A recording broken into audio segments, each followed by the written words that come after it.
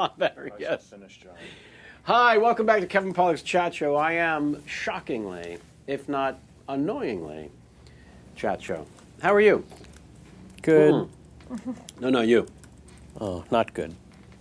Can I just say this is show interview 115, and we're unbelievably excited about our guest today. And there's a couple of things, a couple of caveats. One is, it's the first time in 115 interviews that a guest has come our way from a publicist. Whoa! Yeah, we're working on setting up a date for the Tom Hanks, and the company that looks after his activities says, hey, what about so-and-so? I don't want to give the name up just yet, although we've just put it up on the screen in the opening credits. Well, how about Nick Offerman? Wait a minute. And I said, fuck yeah, we love this guy. Jesus, yeah. And so she was kind enough to help out, and 16 phone calls and 74 emails later, we've got Nick here today, which I'm unbelievably excited about. But it's the first time we've had a publicist actually, yeah. A bargain at twice the price. Yeah. And because of the fantastic publicist, it's the first time in 150 interviews our guest had their own makeup artist. Lovely Barbara was along today to help out. And you would understand if you've seen Nick's work why this was a good idea. Surely. On the publicist's part to have a very special grooming. Separate room, which I found a little off-putting. Right. That you had to be in a separate room. Yeah. I thought the blackface was an odd choice. Well, I'm glad they got that changed. Let's before. just say it was the first choice. Well. Yeah. Incorrect, but thankfully just the first and just plenty of time to make the correction. Yeah. My dear mama celebrated her 80th birthday this weekend. Holding for applause. Yes, we flew her out along with stepdaddy of 30 years. God bless him. Dick Harlow. What a man. You should get a testimonial dinner every week in his honor for being married to my mother these last 30 years. So she came out, flew her out, and then the other family came in, and she stayed with us for 5 days and nights. And let me just tell you something. The joy and the happiness I once had within my being has been sucked out. There is no more. It is gone. It has been ripped from my marrow. I can barely smile. In fact, I would like to apologize now to my guests and to all of you watching and listening.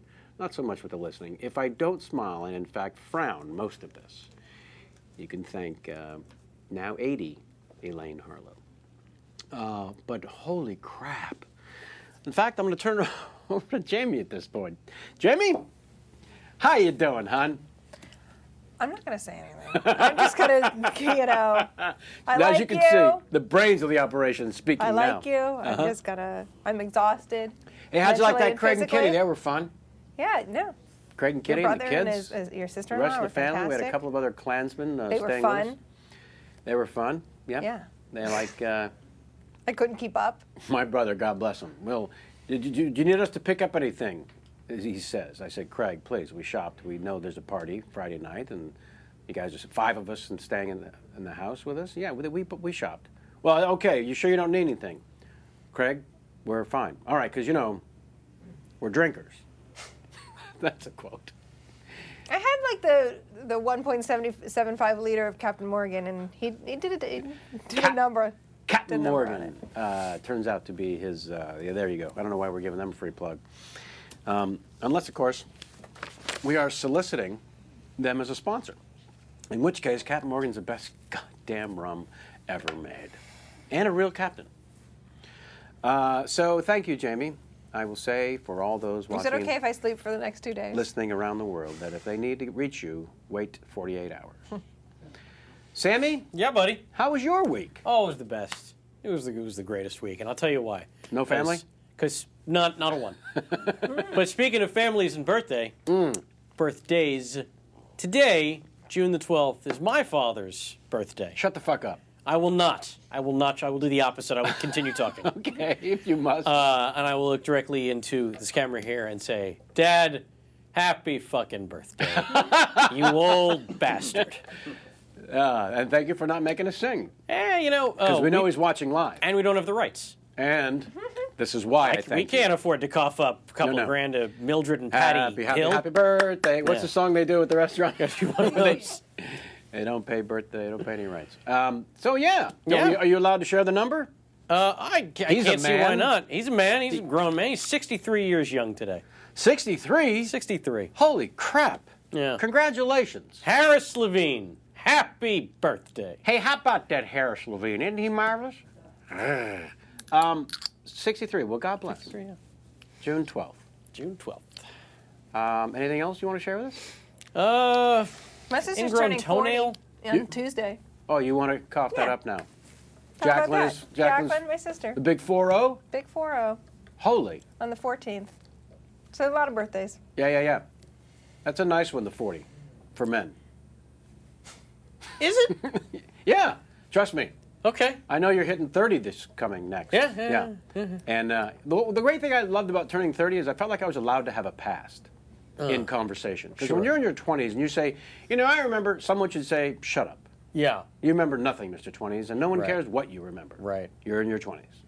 So 30s, you're allowed to have a past. And then as a man, when you're getting to be your 40s are the new 30s, I'm telling you. That's It's what they fantastic. say.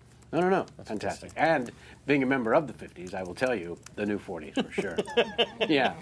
I'm kicking life square in the nuts. You sure are. I may not make it to Shatner, what he's accomplishing at 81. I don't know if that's going to happen.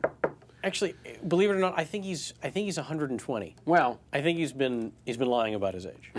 I think he's 63. He looks ridiculous. Granted, he blew up like a poisoned dog, but again, I'll say it. If you cannot have carbs at 81, fuck life. Honestly, if I'm 81, I'll have the pie and a glass of pie. I'm 81. For those of you writing us about TiVo problems, can I say the following?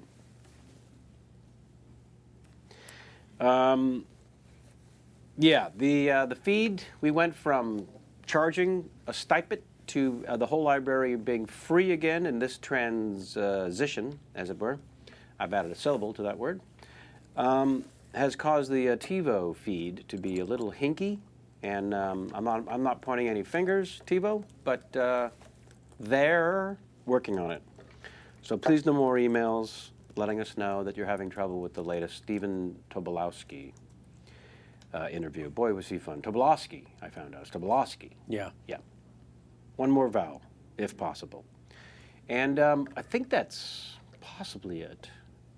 It may be time for Ask Kevin. Oh boy. If only there was some sort of graphic. Could we hear the teeth before, or is that new? You like the chattering teeth? I think the teeth sound is new. It adds a little. It's called sound design. Oh. Yeah. Is that why we got that streamy? For sound design? Best live production is why we got the streamy, Oh, Sam. right. Yeah. So I guess that's an overall. Yes. Very well. It's every field involved in the live. Very well.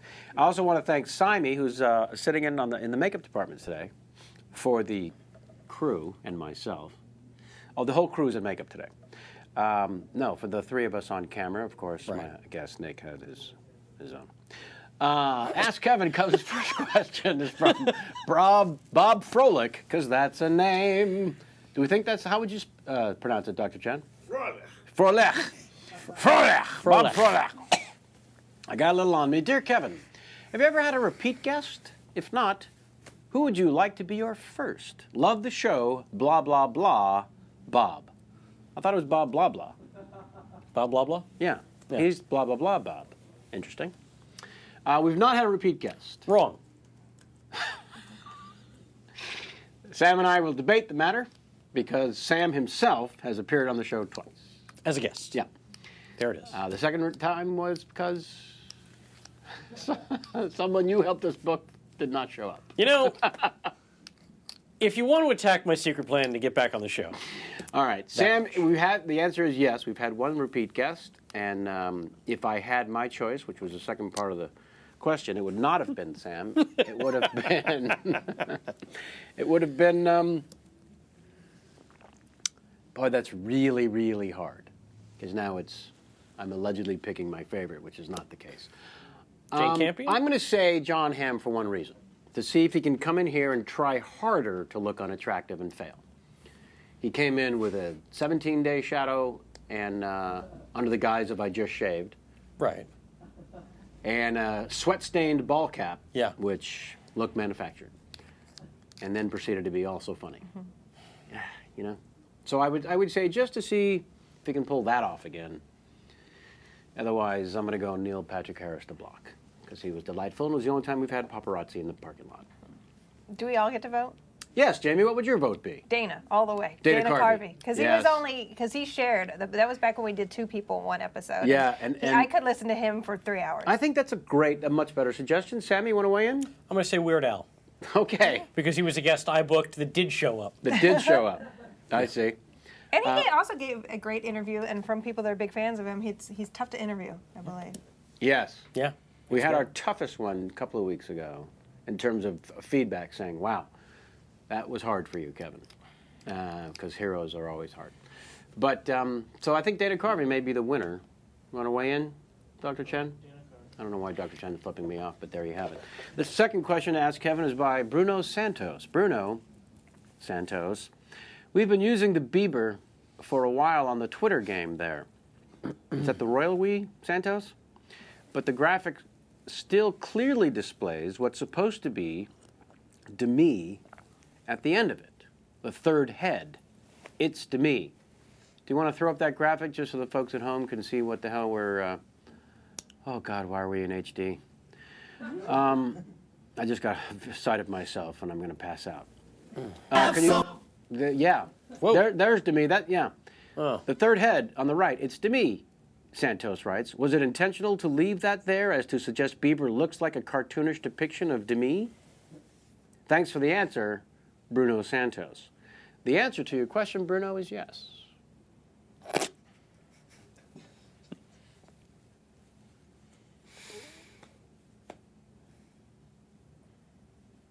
Not buffering, still funny to me.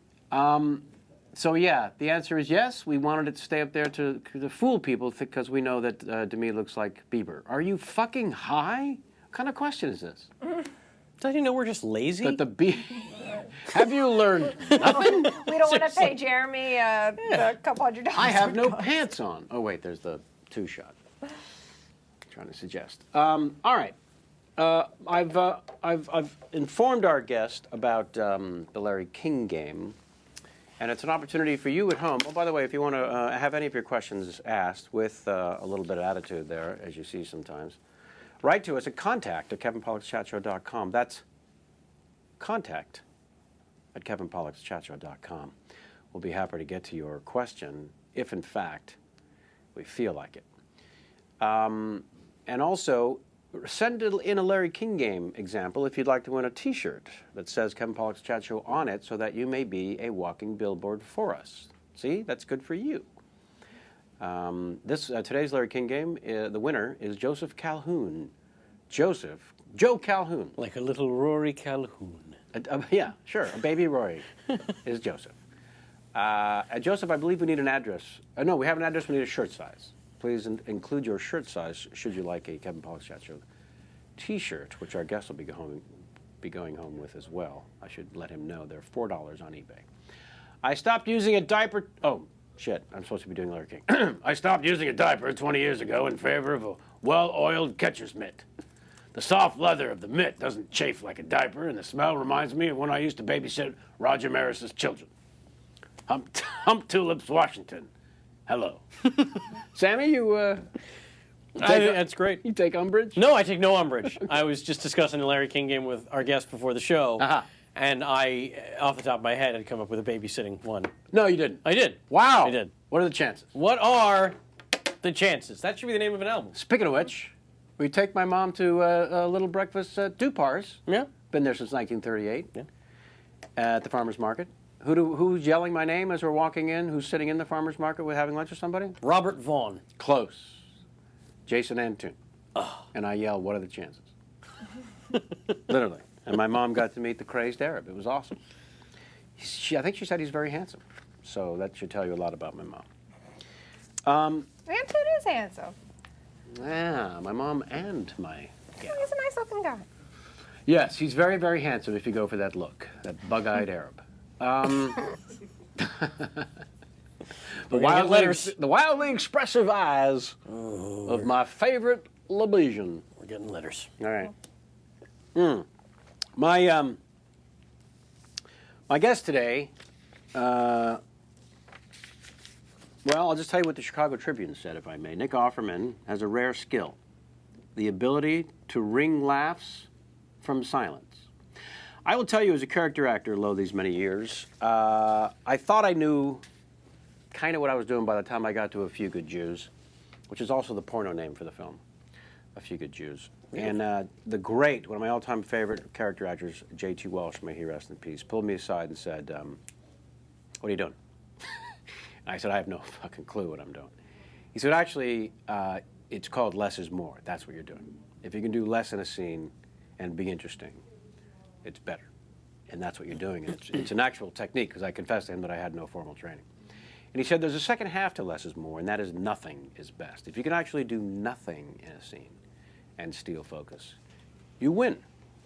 So I said, A, get away from me, you're weird, and stop smoking in my trailer.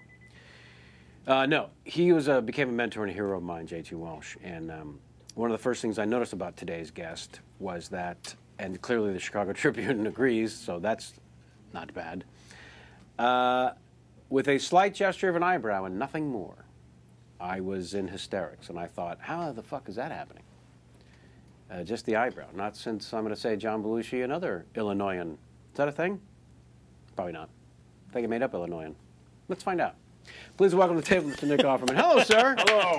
From the grand state of Illinois. That's right. Would it be Illinoisan? I think so. Oh, great. I mean, What a lucky... Illinois-ish. Yeah, Illinoisan. Yeah, let's just say that. Had you read that quote from the Chicago Tribune? Yeah, there's a. I get, because my folks are still in Illinois. Right. The things out of the Tribune still actually get cut out and mailed to me. Damn straight. In the actual U.S. Postal Service. I love that they mail them to you. It's great. I love it too. I mean, there's been recently a few of the local. We grew up in a little farm town, and the local papers have been doing things about me. You know, farm boy hits it big. And so I've been getting these features that are just full of the most hilarious misinformation. You have a little snippet of misinformation you might want to... Well, a lot of it, I mean, some of them get a hold of me, and I actually do an interview with them, and I specifically try, I know who's going to be reading these things, and so, for example, I told this whole story. We had this really demure, wonderful English teacher named Miss Pillsbury, and she was very proper, and so I loved giving her a hard time in her class. Sure. So in this interview, I did this whole bit about how, they said, did you have any favorite teachers or whatnot? And I said, well, there's Miss Pillsbury, because she's still teaching. She's elderly now. And I said she drove us all crazy. She showed Zeffirelli's Romeo and Juliet. She knew what she was doing. And then she would prance about in front of us. You know, we're all in the throes of puberty. And the girl doing the interview was laughing, and it dawns on me that she's not recording it, she's taking notes. So by the time it came back around, it was some sort of fantasy that I had been in Zeffirelli's Romeo and Juliet with Miss Pillsbury, and it still turned out offensively funny, thankfully, but... Which was its intent. Yeah, she kind of had a swing and a miss. Yeah, that's always a thing I look forward to in an interview situation. Are you recording this? I will often say. Yeah. Because left to their own design, my. Just your grammar alone. You know. Yeah. You grew up in the Minooka, Illinois. Grandparents' farm, so says the dossier. Yeah, my mom's folks had pigs and corn and beans, and her two brothers are still farming. And this is the environment that you grew up in. Yeah, it was really fun. So, typical day, you go to school, you come home, there's the farm. Let's say you're 7 years old. What happens for you then when you get home? Well, we grew up a few miles from the farm, so as a small kid, it was a special occasion to get to go shovel pig shit. I'll say. And that was where they start you. I think I shoveled my first shit when I was like 6. Nice. And And what was the sense for you? well, besides being stinky, it was so amazing to be. They had this big old red pig barn, and on the back side of the barn, the land went down one level. So you drove in on the ground floor, but the pigs would go out to the hog lot, sort of from the basement. Mm-hmm. So it was this really sort of warm, dank basement that reeked of urine-soaked hay. And yes, there was shit to be shoveled and sort of the dirty side, but there was also all of these sows with litters of piglets, and they were fascinating and cute to a little kid. And there was also mice and rats. And my grandpa was amazing he'd see a rat out of the corner of his eye, and he could leap like 7 feet and smash it with his boot. Could he? Which was pretty superheroic for a kid to be like, Grandpa, you're awesome. I just shit myself a little bit. Was he a character in other means? Both of my grandfathers, I have two great families all in this little town, and they're all still there. They're this weird salt of the earth family. Like, they're all nurses, teachers, paramedics, firemen, and then one douchebag. Yeah. Like, hey guys, check this out. Uh-huh. It sounds like a fart. They pay you for that, Dad. do they? So they were characters. Farmers. I think that was one of the places my sense of humor kind of started, is because farmers. Even if you're doing well, every so often your year's income is going to be wiped out by drought or locusts or something, and so they develop this really sort of hard, wrought sense of humor, where they're like, well, you see your field washed away by a flood, and you can either commit suicide, or like make a wisecrack about that you have to eat your shoes this winter, and so my grandfathers were great characters, but in a sort of in a stoic way. Sort of the ultimate salt of the earth. Yeah, just really hardworking, and all of my family that's still farming are still, to me, the most heroic Americans I know, because it's possibly harder than trying to make it as an actor, like trying to keep a small farm alive. Possibly. Yeah, that's my question, is coming from that work ethic to the ridiculous, absurd world of show business. You must have thought, is everyone a homosexual? Every single person I meet in show business? So by the time you get to university, you've got the degree in fine arts, which suggests theatrics are afoot. Yeah. Growing up in this little town, I didn't know anyone who had gone into any sort of art. So it wasn't sort of on the table to go into something performance-based. Was it something you even shared with them when the notion sparked? Well, I played saxophone, and I was a good student. I got good grades, and so, the common pursuits for someone getting good grades where I was from was either in the world of law or medicine, perhaps. Right. And I thought, well, I'm kind of full of shit, so I'd probably make a good lawyer. You figured that out, did you? Yeah, I mean, that was one option, but I was like, but I'm creative, I like performing, so I was thinking about saxophone. And then I met these theater students. My girlfriend at the time was a year older, and I drove her to the University of Illinois in Champaign for a dance audition for their dance department. She was a dancer, which would follow. Sure. And I met these theater students, and I said, "What do you mean you're theater students?" And they said, we study theater, and then we go to a city and get paid to act in plays. And I was like, what do you mean? Like London? Like, where does this happen? Like London. And yeah, I mean, I must be at the West End. I had no idea. Yeah. I had heard of Broadway, and I had been to Chicago to see the Nutcracker Suite, but I didn't know, I hadn't heard of David Mamet or Neil Simon or, I had heard of Shakespeare, but I never would have dreamed that they do it in Chicago, Illinois. And really, in that moment, I was like, well, that's what I'm going to do. And I went home and I told my folks, and it was upsetting, you know.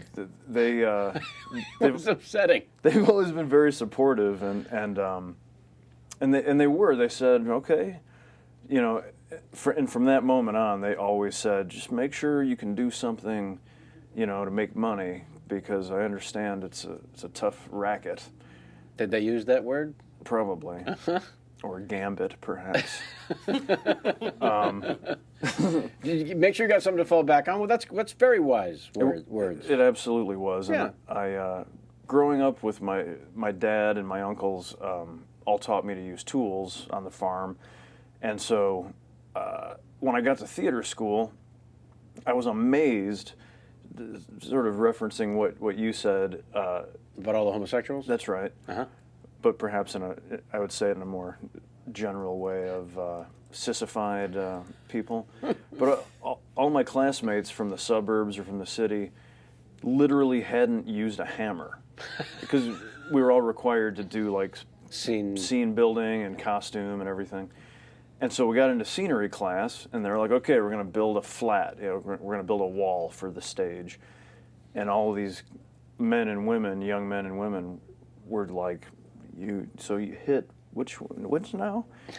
And I Give me that. I couldn't believe it. And so really from the beginning, my use of tools sort of went hand in hand. Because when I started theater school, I was really terrible. All through college. At the acting part? At the acting part, I was. So they would give you a hammer and say, could you build us a set? They would say, we'll give you these 2 scenes as this 92-year-old man if you build the castle. And I'd be like, great. This is a win-win for you. 3 lines. Hello. Sign me up. Makeup. Yeah. Yeah. And then, so did you find that you actually loved the responsibility of building the metaphorical castle? I did. I never, just like growing up in this small town, I never dreamed that I would go to study theater and become an actor. Once I really got into theater, and I knew that I would try and go to Chicago and make it happen, even while in Chicago, I never imagined that I'd move to LA or New York. I never had sort of big dreams. I just loved performing for an audience. And so my scope was always what I could see in front of me. And so I tried to do the best I could in Chicago.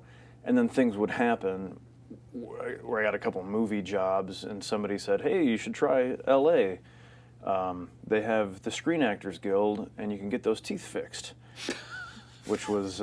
Someone pointed that out, did they? Well, I had a bad tooth. I'll say. That you can smell it. I had a tooth when I was 26 that had a hole in it that I could fit a whole peppercorn inside the tooth, which is another first. And that's what the stylist is here taking care of. Now I understand. She packs it full of spackle. Uh-huh.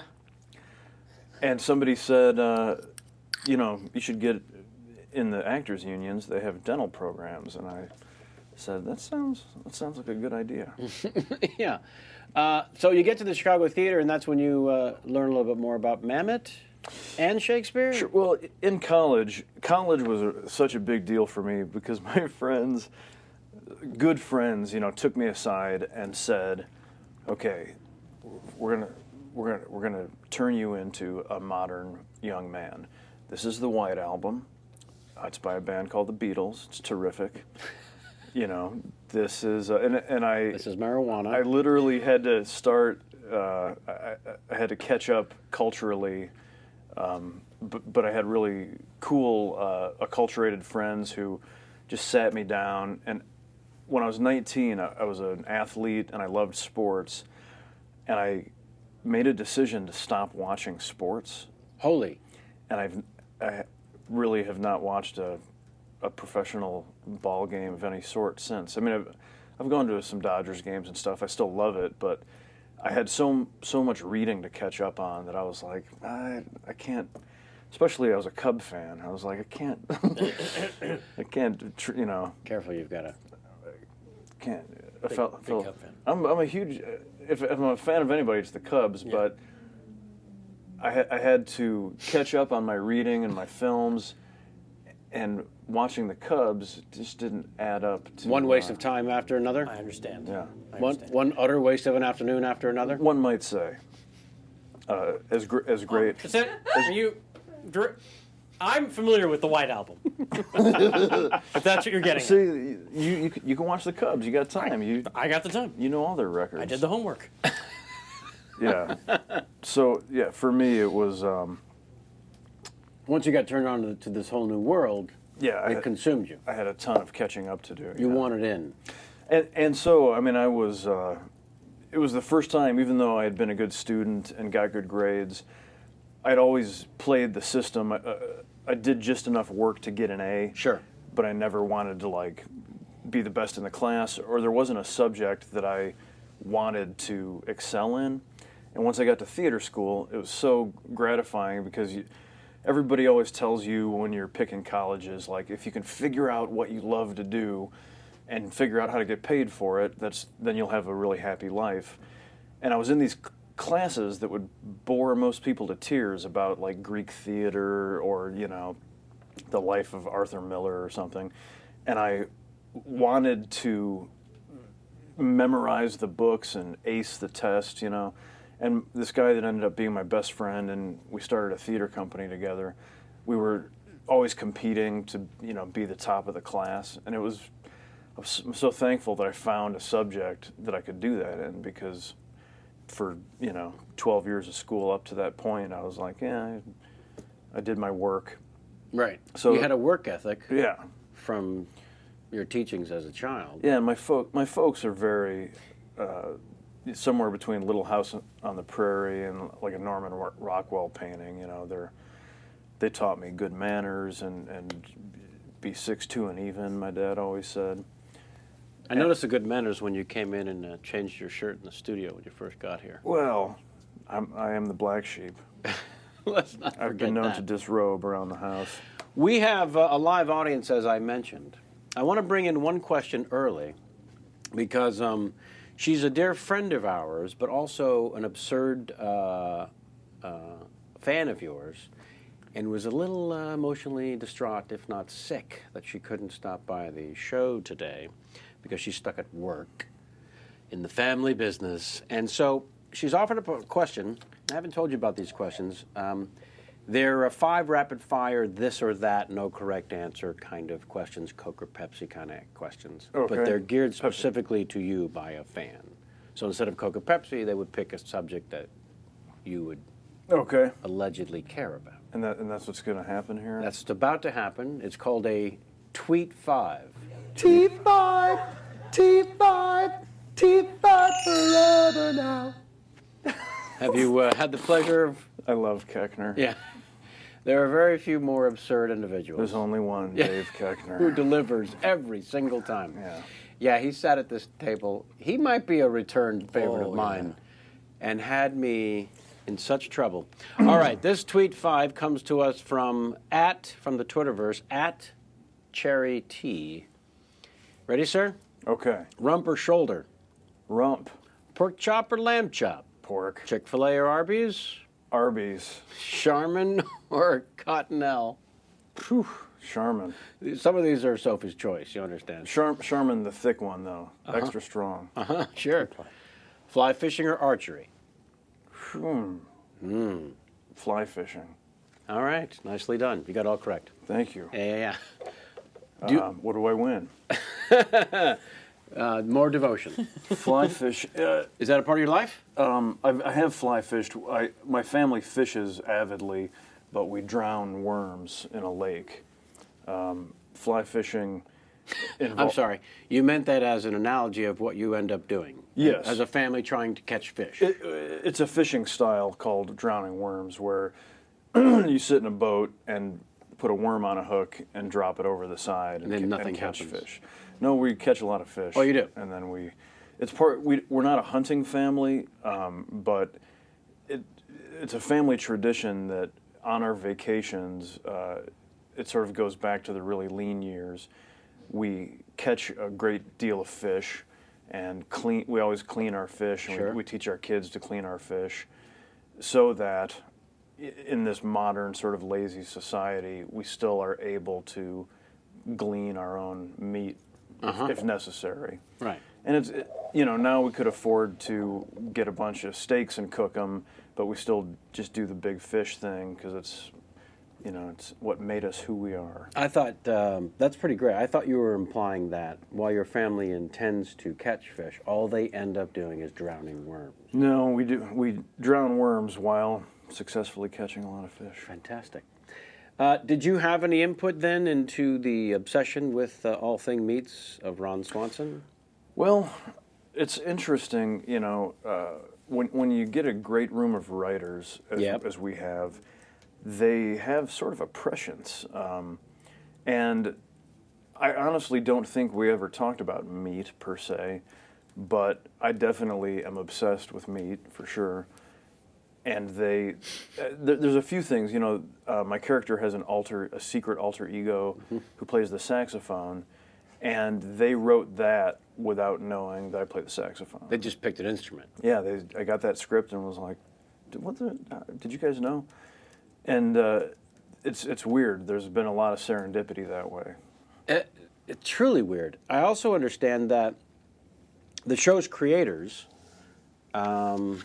Daniels and Greg Daniels and Mike Schur, had become a fan of yours during the casting of their version of The Office, The American Office, and while that didn't work out necessarily as well as you all wanted, thankfully it ended up in them offering you and casting you.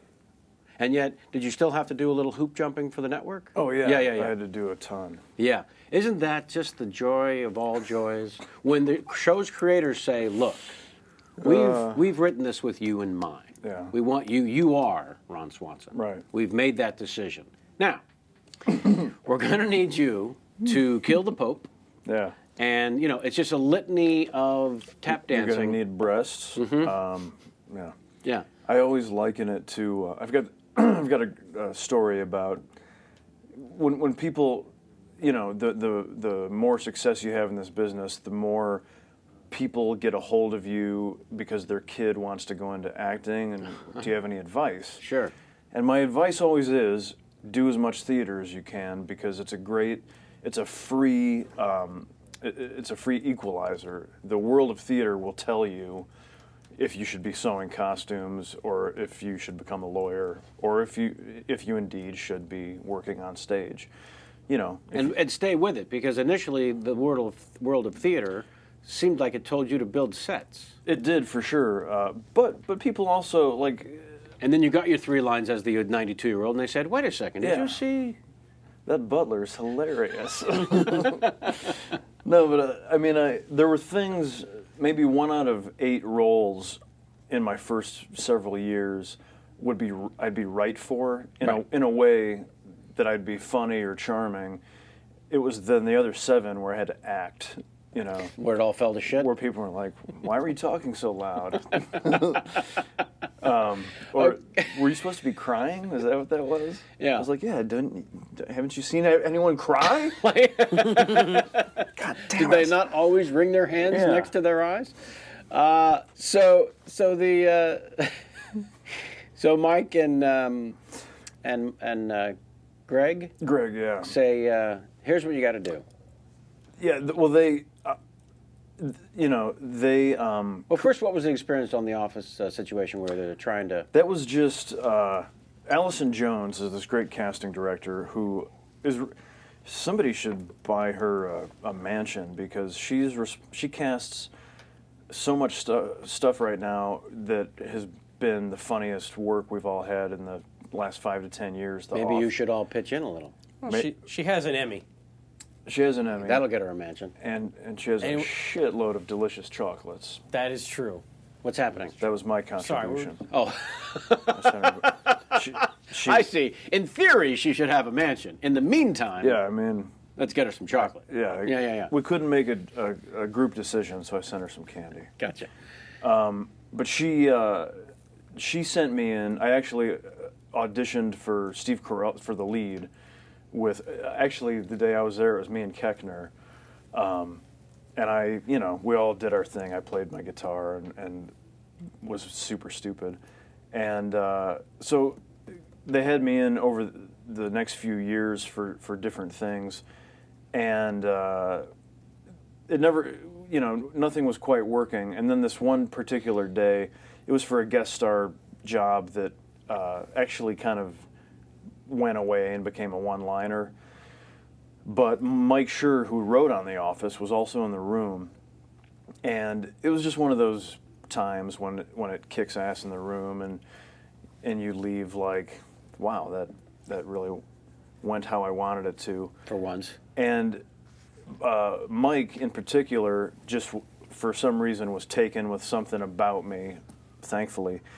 And they wanted me to do, I got the job that day, but I had a rule that once I started getting enough work as an actor and I realized I could start saying no to things, I was so happy because there's so much crap that you do to keep your points and, in case you need a tooth fixed. And one of my first rules was no CSI. I don't want to be on any CSI things. That was literally rule 1. Yeah. I mean, there was another rule, but I'm not going to say it. Had you done a CSI prior to saying no more? No, but I had auditioned for 6 or 7 episodes, and you had to drive 45 minutes up to Santa Clarita.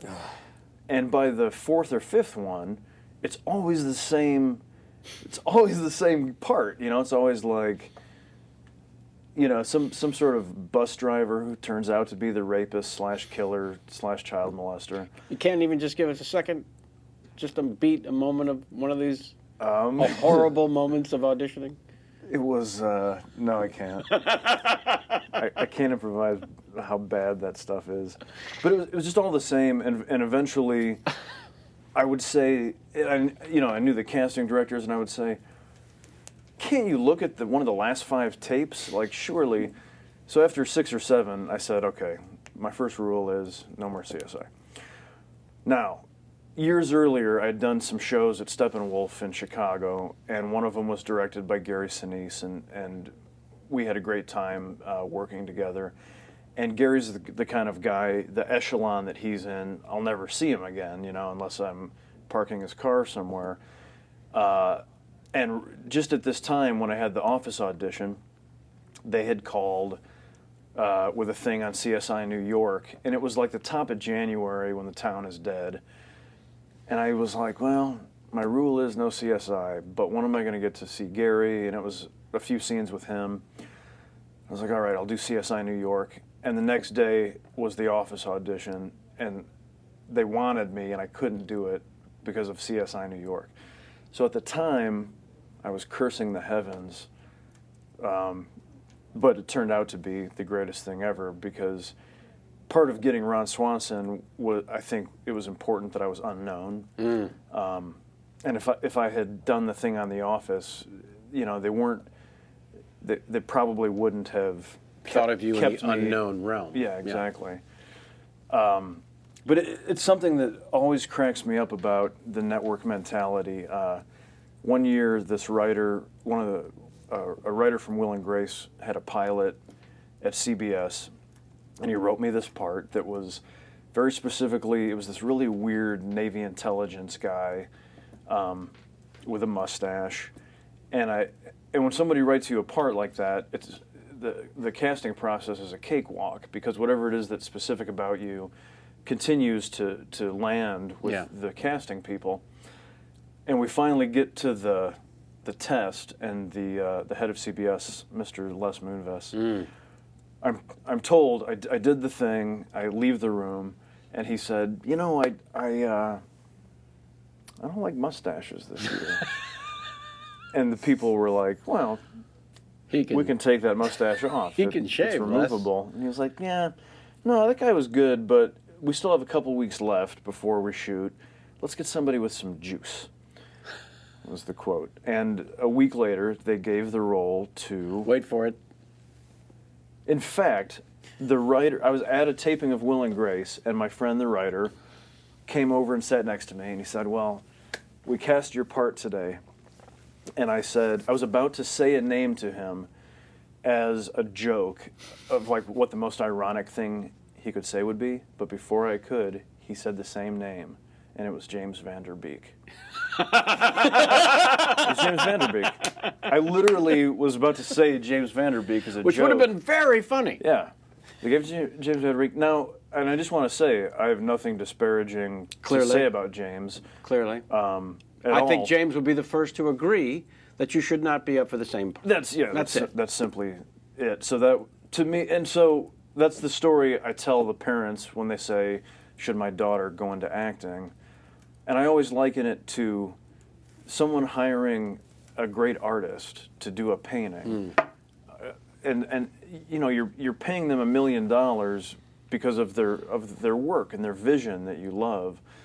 But in the case of the networks, then they're giving the artist, they're like, I want you to do a painting and do your thing. I love your vision, but I want you to use this green, and I want you to use this popsicle stick to put it on with. And they hand them their colors, and you're always like, let the guy pick his colors. I mean, Yeah. he knows what he's doing. Yeah.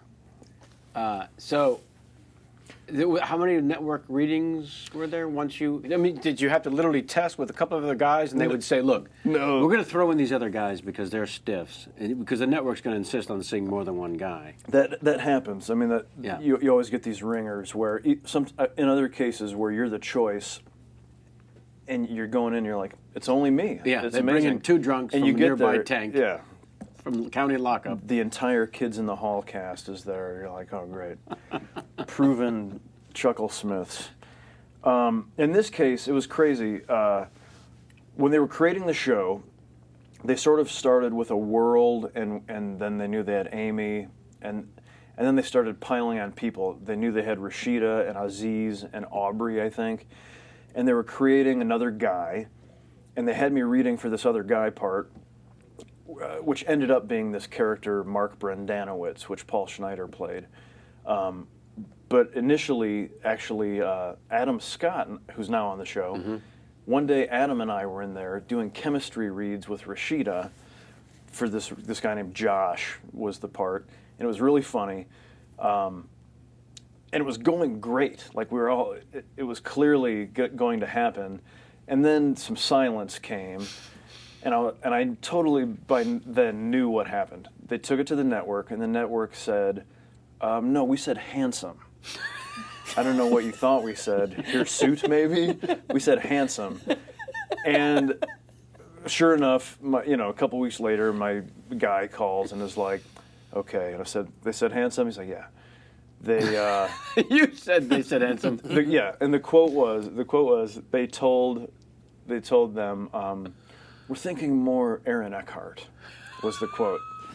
So I was like, okay, I get it, I understand the jawline situation. And He has one versus. yeah, so I was apoplectic, and I got the call in the parking lot of a Big Five Sporting Goods. Perfect. And I went in and was like looking at jock straps, Picturing considering Eckhart, what putting- size he might wear. putting one, yeah. Just imagining the nuts on that guy. Mr. Handsome. He's amazing. Yeah. And- Big prick, by the way, so you can factor that in. Oh, okay. Yeah. I'll mention that to NBC. You saved him a Yeah, bundle. you dodged A bundle of you guys heartache. dodged a bullet They dodged a cannonball with from this handsome yeah. mug.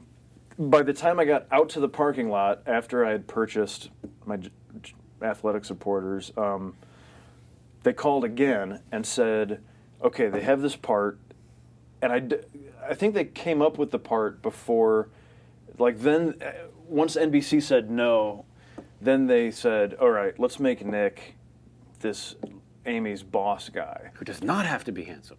Right. And I said, okay, great. I'm so grateful, that you guys want me on the show. And so then they wrote some stuff for the guy, and I came in and read it, and it was hilarious. It was the beginnings of Ron Swanson, and we were all like, let's raise a glass. This is triumphant. So then NBC was like, well, Nick's great. We love it. Don't get us wrong. Maybe you didn't understand Nick's this before terrific. when we said we like Nick. But I think they wanted him to be older, which it makes sense from a certain perspective. Amy and I are just pretty much the same age, but they wanted so it turned into this whole thing that went on for 5 months. Wow. Where they'd look at like all these 55-year-old guys. Wow. Then 6 weeks would go by. Then they'd look at all these fat guys. And me, of course. And meanwhile, they're calling you every now and then saying, "Look, Nick, just to let you know, we're going through this network hoops. We still love you for this." Basically, yeah. Okay. And sometimes I would come Circle in, back in? Yeah, they would have me with the old guys and with the fat guys, and so finally, so then it expanded to like look at everybody in town, and then it began to narrow back down. So finally, at the We'd like to see just Asians and Nick. Nick, yeah, straighten your hair a little bit and look, wear a calculator watch. And then finally, it got down to Amy came to town. She had her first son, which affected the timing of the whole thing, waiting for Amy to be available after having a baby. So Amy came to town. It was time to go into pre-production. And they said, "Okay, Amy's here, come on in, and you're going to improvise with her." And I said, "Great." And I had known Amy for years. Back in the UCB theater days, or even before that in Chicago? Before that in Chicago, a common misconception because of my current comedy job is... Yeah, you were doing serious theater more, and she was doing the Second City. Exactly. People always think from Chicago. A, people are stupid, and B, it's a fairly easy assumption. Exactly. So we had known each other just because we would hang out and party at this one house. Like, we literally just met. Did you know the people there that owned the house or lived there? No one lived there. No, yeah. One of the UCB guys and one of my theater company were roommates. Wow, cool. So later when we came back around and saw each other again, I was at SNL, and I was like, "Oh, right, crazy."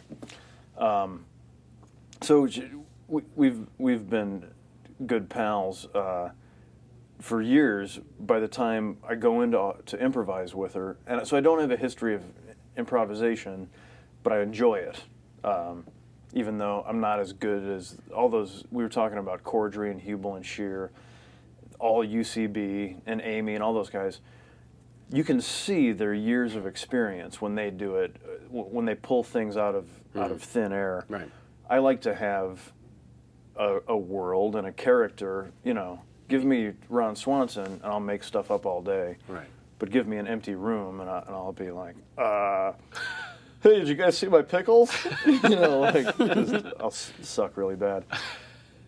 But I knew in this instance. Just a second. I'm sorry. I like the "Hey, did you see my pickles?" Okay. It's my greatest moment. So in this case, I wasn't nervous because I knew it would be fun knowing Amy, and I knew the character. So I walk in, and Mike O'Malley is sitting there. Oh, boy. Who I love. He's such a great guy. I knew him from theater in LA before anything else. And he's just this really generous guy. So I hate him for that. He's a great guy. B, you walk in and see this like proven TV veteran who, when you walk into an audition waiting room, sometimes you're like, "Oh, I want to beat that person." But then there are people that Mike was this day where you're like, "Son of a bitch, he'd be great in this part." Right. Where you're like, "God," and a network will bank on him. He's already had a show. Yeah, it literally takes the wind out of the sails instantly. I see this great guy, Mike, sitting there. So it's just me and Mike. We each go in and do our thing. And I have to say, in that room, if it wasn't born in that room, it wasn't going to be born. They gave us an improvisation where Leslie, Amy's character, wanted to take some work home with her and do a bunch of three-hole punching. And she wanted to know if she could take one of the three-hole punches home. And my objective was not only to not answer her question, but to get her out of my office. And it went on, for... Not answering the question is difficult. It is, especially with Amy, who is such a relentless dynamo of, she'll ask you up here and then down here, you know, and then tickle you, like, she'll give you 12 different tactics in a minute. And so, you know, but that's the secret. That's the secret to getting a laugh by sitting still. Just be sitting still next to Amy Poehler. Next to a chimpanzee, Yeah, basically. Simply withstand the funny part, Right. and people simply sympathize with you. You are the most sympathetic comedic really. foil Oh my in television history. She's saying all kinds of stuff to him. That He's monkey hilarious. is bouncing around the telephone pole guy. She threw her feces at him, and he didn't move. Yeah, he took their. Yeah, that's great. So we did the thing, and you know, that was it. I knew that was it. Now it's over one way or the other. So the amazing thing was, at the end of the whole 5 months, they only took in my tape. They only tested me. To the network. Yeah. Holy shit. Which was so crazy. And I didn't find that out till they called me and said I got the job. And I was like, well, if it was only going to be me, couldn't we have skipped the Could you not have tried crazy to kill me for 5 months? Yeah. So I cried like a baby. Mike Schur called me, and I sat in my kitchen and just was like, hang on. I just sobbed openly for like 2 days. Yeah. And then made the other phone call. Daddy? James Vanderbeek, are you sitting down? No. I did. I called. And I have to say, my wife, a big part of this happening is being married to this crazy comedy legend. And she has been such a great supportive coach, you know. And she's witchy in a way where she called it. She went in the bathroom and pulled out of her drawer this Post-it she had written 6 months earlier that said Nick is getting this job on the Office spinoff, because it didn't have a name yet. And she was like, I knew this was happening. And so it was a great day of victory in Whoville. Nice. I like every damn square inch of that. Oh man. All right. Before we come back to the dossier, let's go out to the fine viewers that are hanging in there with us. Hopefully not watching on a Mac like I am with the 1920s comedy. This one comes to us from Martha_S, it looks like. Martha S. Is she writing from the Twitterverse? Because you just wrote her name. I think it might have been the Facebook. Might have been the Facebook. Yeah, the old Facebook. Thanks for saying it like an old Jew first. It might have come from the Facebook. It was from the Facebook. It was from the Facebook. Yes. But it is a Tweet 5. Yes. Technically, it was called the Facebook, if we all saw the social network, That's right. right? They streamlined it for us. You might want to step carefully. You might end up in litigation Yeah. if you continue this line of thought. I think you're right. Thank you for not running the graphic again when I said Tweet 5, because I really didn't want it. T5, And T5 now forever it now. Okay. Still not ready. Keckner, right? I love Any Keckner. chance. Here we go. Tweet 5 from Martha_S, our very own Mel. Television or theater? Theater. More fun to shoot, Ron and Tammy or Ron and Tammy Part 2? Ron and Tammy. Pork skins or jerky? Pork skins. Willa or Elmo? Can't choose. It's our poodles. You refuse I will not. to answer to this ridiculous Sophie's Choice. Shaker style or Nakashima style? Whew, that's tough, but I'll come down with Nakashima. Will you? Yes, George Nakashima. Look him up. He's a furniture designer. He just passed away 6 or 7 years ago. But he popularized this, especially this dining room table that's one slab of a walnut tree with sort of a Japanese trestle base, which is sort of the bread and butter item at my shop. Your shop, you say. That's right. Lovely segue. Thank you, Martha_S, for this opportunity to delve, at least to the surface. Wood stuff. Wood stuff. And then we'll come back to the Defiant Theater. I want to hear about that. First, and also we'll get to Adam Bush's question. I don't want to forget that. So, the accomplished woodworker thing. There's an instructional DVD made in 2008, Canoe Building with Nick Offerman. I'm guessing some of this interest came from the tools from your upbringing, but then how did actual woodworking come into focus? Well, just it was a nifty piece of fortune. When I was in Chicago, it was in Chicago, and I kind of call that my grad school time, because that's when, probably about a year into Chicago, things really started to click regarding the earlier mentioned bad acting, where I was like, oh yeah, just be cool. Like, just be cool and talk and shit and listen and okay. Yeah. Don't act, Right. And in my theater company, the Defiant Theater, they know, like, it all happened where they were like, oh, okay, good, we've been waiting for you. Here's a cool part. Meanwhile, so I had a really rich life as an actor, and I was doing plays all the time. But you couldn't. Least we forget, forgive me for interrupting, but least we forget that while at the Defiant Theater, not only are you doing plays all the time, but you are, and I had to write this down because the phrasing of it, here we go, skillful stage combat. Yeah, you're performed and also worked as a fight choreographer.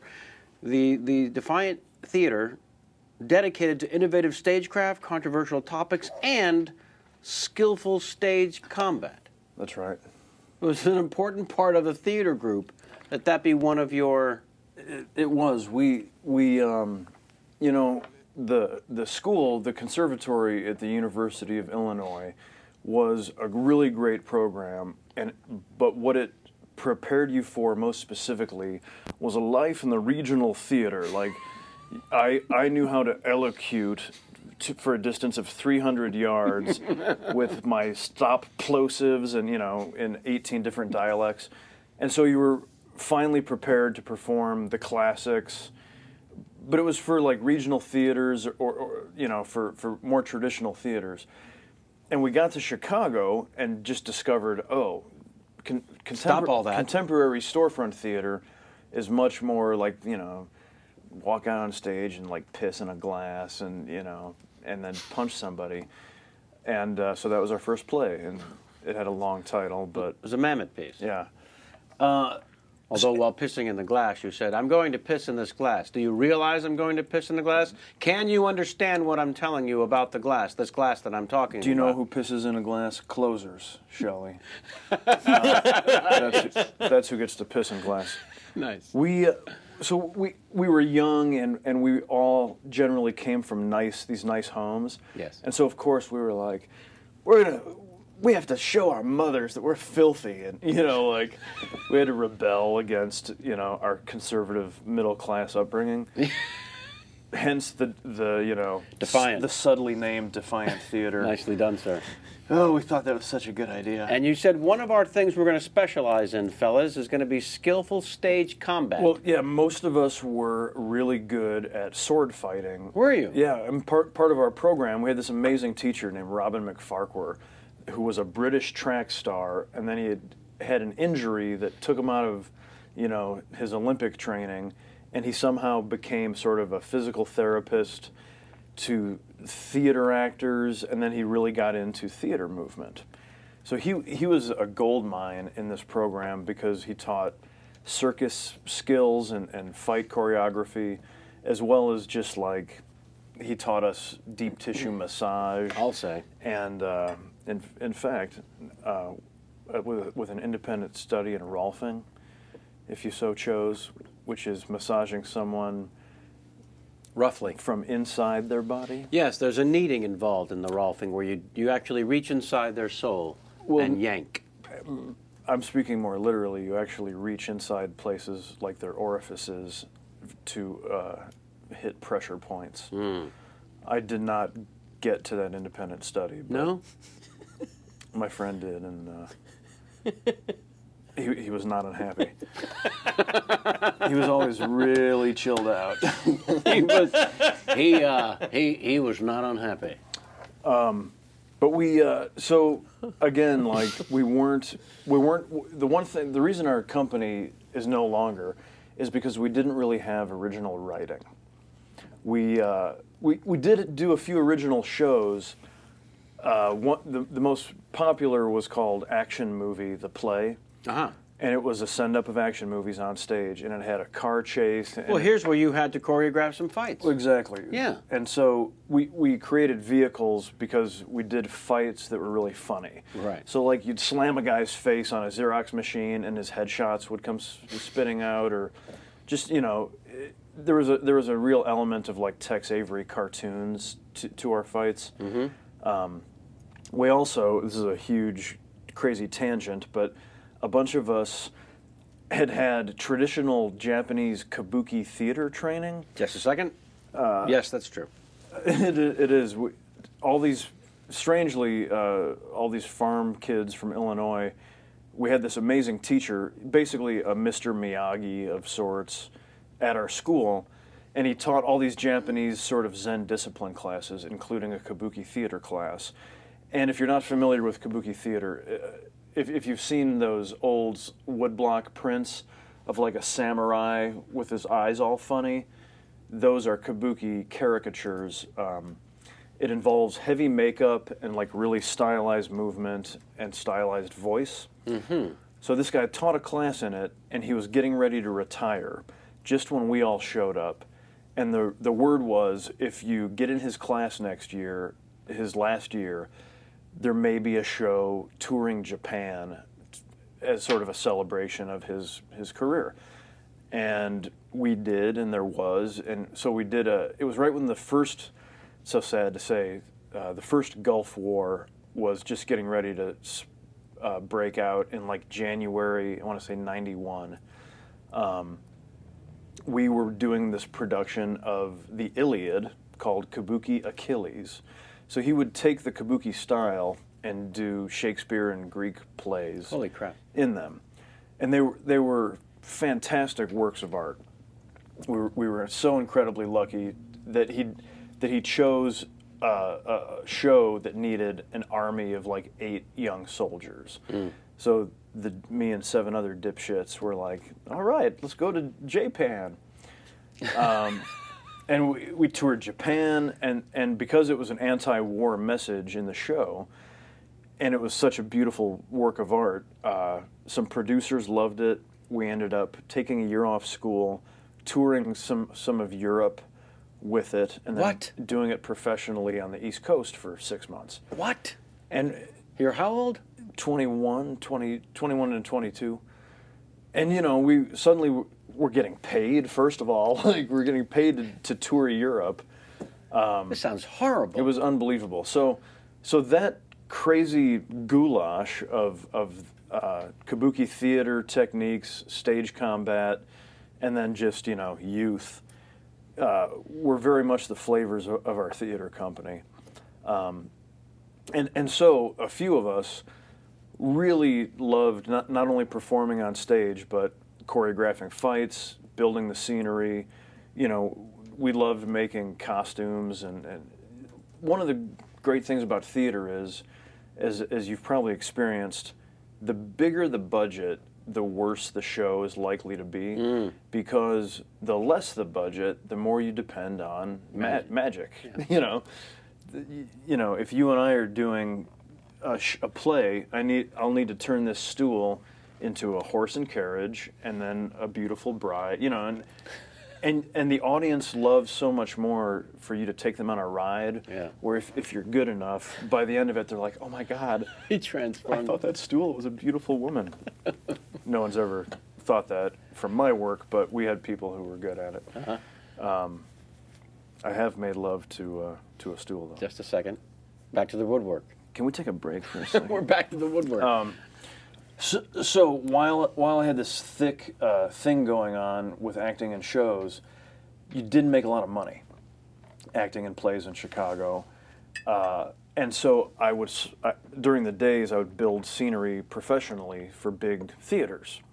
I worked with a couple other guys, and we'd build a set for these bigger equity theaters, and you build it for the Northlight Theater up in Evanston, and then they open that show, and you move to another theater, and so you had sort of a rotation of 3 or 4 places, and I made a really nice living and became very skilled at building scenery. Eventually, I had my own shop, and it was my day gig, but it also tied right into my own company. You know, we then could recycle in a Robin Hood way. We would take their Hedda Gabler set and turn it into a smaller, Harold Pinter set. So then when I moved to L.A. But at this point also, you're allowed to be an artist. Use your hands, use your imagination, use the theater background, feeding the theater. So it's a pretty extraordinary day job as that goes. It really was. Yeah. I mean, I loved it. As carpentry jobs go, getting to build fanciful things, and also I really loved just stage tricks, like having a turntable in your stage, or all the cool ways that you can make magic happen on a stage. There's a thing called a slip stage, where just a 4-foot strip of your stage is flush with the stage, but it's on wheels. So if you stand on it, you move across the stage, but you can step off.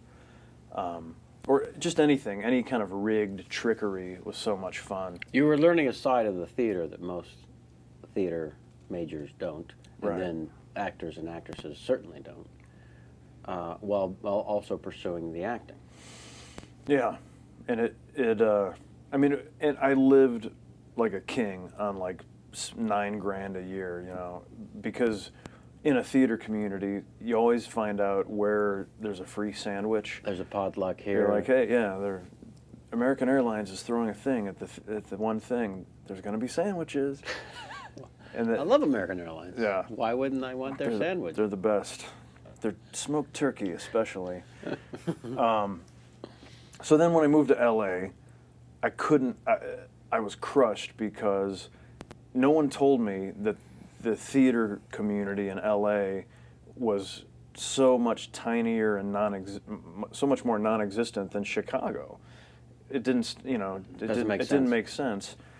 And so everything that created my livelihood and sort of my self-worth, Sure. Theater made me a man, so to speak. And so when I got to LA, I was completely emasculated because I couldn't do what I do. And I looked into building scenery in some scenery houses, but I was too honest. I told them I was an actor, and they were like, well, get out of here.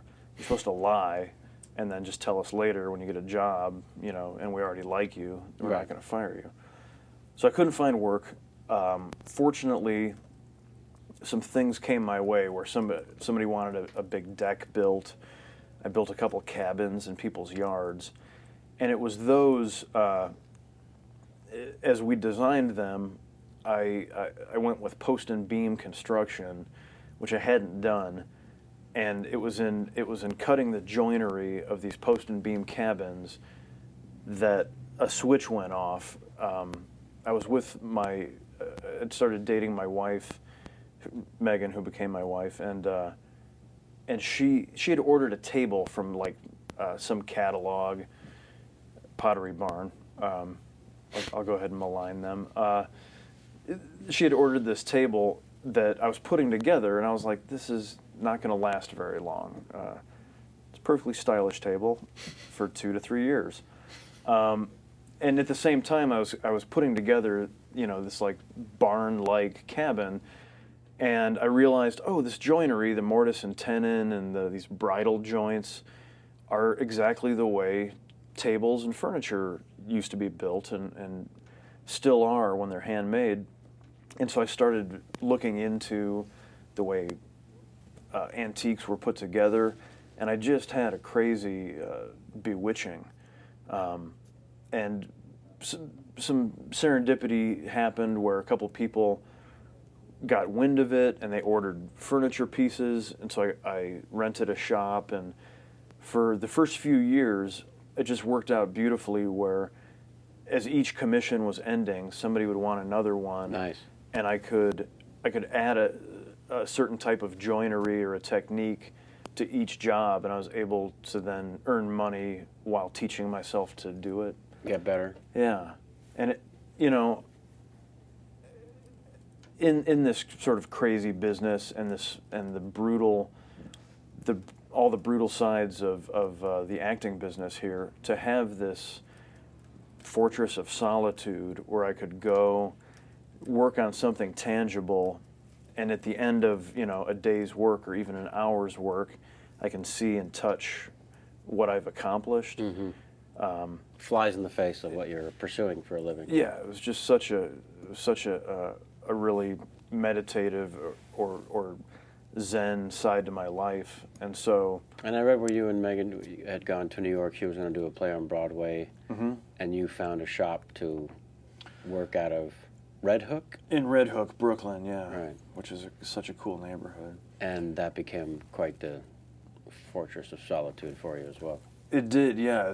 I mean, I think, you know, we have a deal that works great. I think if you want to stay married in this business, especially if you're both actors. Especially. We, just from the get-go, we made a 2-week rule where any job or life choice that would take us apart away from each other for more than 2 weeks, either we have to figure out how we're going to get together, or in the case of a Broadway show, we had to agree that I would come with, you know, and fortunately I was not working. Gainfully unemployed? Yeah. And so it was started with a few months in Seattle is where it opened, and then it moved to Broadway. And at the time, I hadn't gotten to live in New York yet, and I was going to get to be around Mel Brooks, and like, it wasn't a huge hardship. It's for Young Frankenstein she was Yeah, it was because it was Young Frankenstein. And just, they ended up in Seattle, they were short-handed, so they hired me to build props for a couple of weeks on the show. So I actually got to sit in the theater during Tech Week, and I don't know if you've seen my wife in a musical. We saw her in this musical. Okay. Yeah. She, among her many talents, when she walks on stage and sings, It's magical. it blows my mind. And so to get to be even a small part of that show Sure. was really amazing. But then, you know, I was going to get to go live in New York, and not as a broke-ass kid, No. but as somebody with my rent paid, and so I was so excited about it. And there's something about, we always feel like when we stick to our 2-week rule in that way, we're always rewarded for it. Something wonderful comes. Yeah. In this case. So as I was teaching myself woodworking, you can't help but, as I'm like reading the works of the masters, it comes up that the greatest woodworkers are boat builders, because, for a couple of reasons, your life depends on your work not leaking, but also in a boat there's no straight lines. Everything is curved, and so most furniture is based on perpendicular planes, and so your machines in your shop are all set up to cut things at 90 degrees or 45 degrees, but on a boat, everything is, you have to eyeball it, and everything is curved and shaped by hand. And so, you know, that had registered with me. I was like, well, someday if you want to be, you know, The best. better, you need to make a boat. So I had made a half-scale yacht tender, which is a small rowboat, as a cradle for my friend. That was my first boat, and it was totally seaworthy. Did a small child ever? Not yet. Sail? We're trying to line up. We're trying to convince his daughter to maybe go down and pick up a load of sugar cane in Barbados. But so far she's not down with it. Brat. Yeah, she's in Wisconsin. I've shown her the route. I bought her an azimuth compass, sleeping bag. But so then I knew, you know, and this is my obsession. Like, I'm reading, I order books of just like 50 sets of boat plans. Sure. And I read the whole book where I'm like, oh, the taffrail is a few inches shorter than, oh yeah, just super geeked out. And I knew that my next boat would probably be a canoe, but I also knew I would never have time to do it. So when the Broadway thing came up, I was like, this is genius. This is the time. I'm leaving my shop and my clients.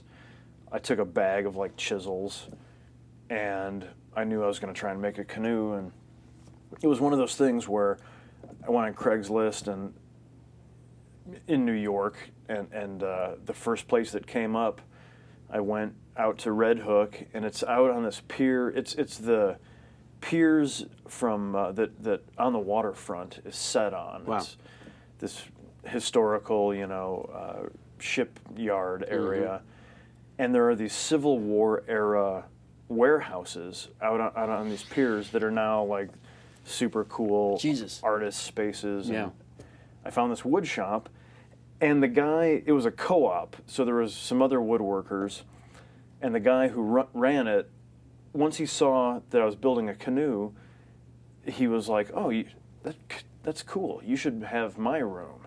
So then he gave me his bigger main room with a view of the Statue of Liberty. This again sounds horrible. And so the canoe kept engendering like goodwill from the neighborhood, and it was really cool.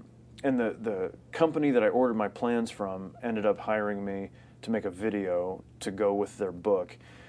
This guy is like the Obi-Wan Kenobi of canoe building, and I called them to order plans, and his wife said, "Why are we shipping to Brooklyn, but your credit card is L.A.?" And I said, "My wife and I are actors, etc." And by the end of the conversation, I was making a video for them, and so just all these great things happened from the canoe and the Broadway show. While he continues, Sam, if you wouldn't mind, forgive me for interrupting. Yeah. Working on the Obi-Wan Kenobi of canoe building to see, in fact, if that's difficult to say 5 times fast. Yes, please. Obi-Wan Kenobi of canoe building. Obi-Wan Kenobi of canoe building. Obi-Wan Kenobi of canoe building. It may be Obi-Wan the Kenobi of perfect canoe building. choice of words and alliteration Thank you. for the beginning of a song or dance. The Obi-Wan Kenobi of canoe building. It's funny you mentioned that. Jamie hit it. 1, 2. No? Is it? It's almost a palindrome. It almost is. It really almost is. It's really good. We had Dimitri Martin on a month ago. He could have figured that out. That guy's funny. My only memory, and tell me if this came from a cartoon or some sort of fact-based, was that when building a canoe, for some reason in the middle you start with a small fire.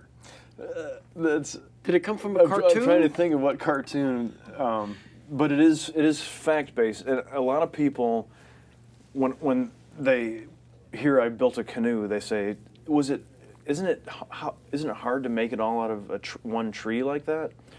And that is basically an ancient canoe building method called a dugout. That's what it was. People still do it, but it was before people had a lot of tools, especially in North America, especially in the Pacific Northwest where you have massive trees. They would take one tree and they would burn out a lot of the inside, and they would control the fire, and then they would get it wet, and then light a fire again and use the steamed wood to bend it out into a canoe shape. But they were still massively heavy and thick. But that was how the first wooden canoes were made. They also used to make them they'd make a big framework of like sapling branches or bone, and then skin it with either animal skin or birch bark, which is crazy. The Native Americans. Yeah. So very, very creative Those and handy skilled. sons of bitches. Yeah. They really, I mean, they can. There's a great book by John McPhee called "The Survival of the Birch Bark Canoe" about a guy in Maine. John McPhee writes sort of true documentary books, and this kid in Maine, all he wanted to do was in the 70s was learn how to build the old-fashioned birch bark canoe. And he was a weird kid, so he just took off north because he knew he'd run into an Indian tribe. Eventually. And he did. And they taught him.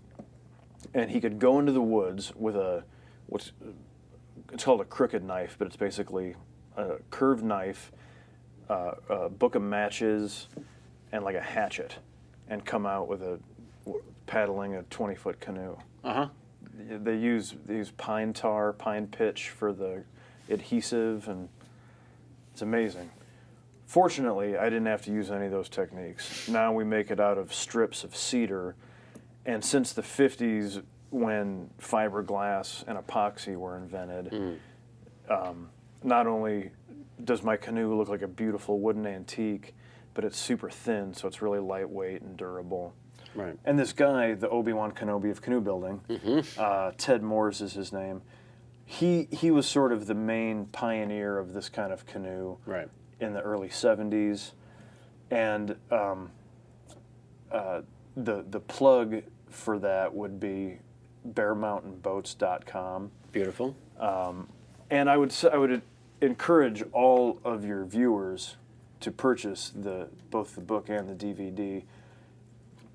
It's possibly the greatest purchase you'll make in the calendar year.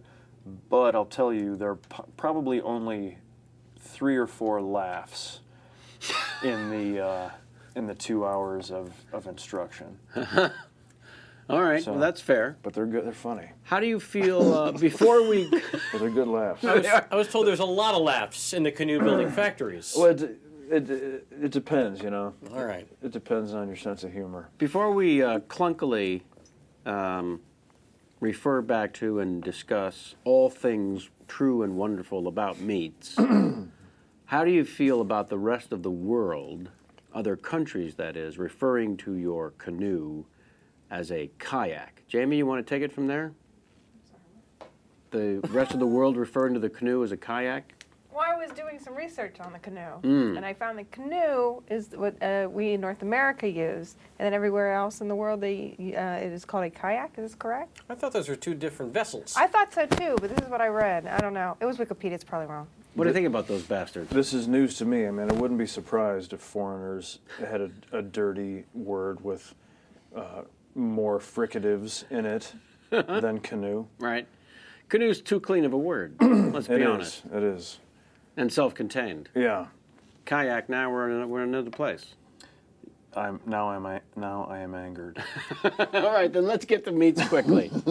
I just had 20 people over, and I had a situation where I had to barbecue 3 London broil kind of hunks of meat, and also 10 chicken breasts, all in the same system. And then, just for shits and giggles, threw in a nice big rack of ribs. Wow. Yeah, not fucking around. I've got the Grand Turbo. I mean, let's not kid ourselves. No, it's clearly. a fine piece of machinery. Yeah. Do you seek your meats elsewhere? And is there anything greater than food from a pig? Starting with bacon. Well, gosh, in a word, no. I mean, it's definitely a fact, no matter what country you're from, Right. that Right. As foreign as you may be. there's no flavor that can beat pork flavor. No. Yeah. That's just a fact of life. Soup to nuts, no pun intended. I mean,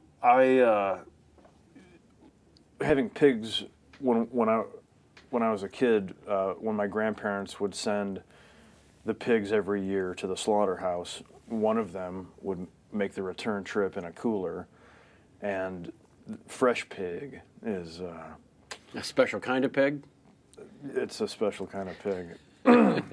Yeah, fresh. I mean, and that's great because we were not living high on the hog, as it were, in the 70s, but we'd get our fresh pork. You got high off the hog. We'd get high off the hog, and also off the corn husks, which are hallucinogenic in certain parts of Grundy County. Are they? They were for me. Mellow yellow. That's right. That and the fresh sweet corn were, as fine a fare as any Shaw might have spread before him. Mm-hmm. But nowadays I'm not a great connoisseur.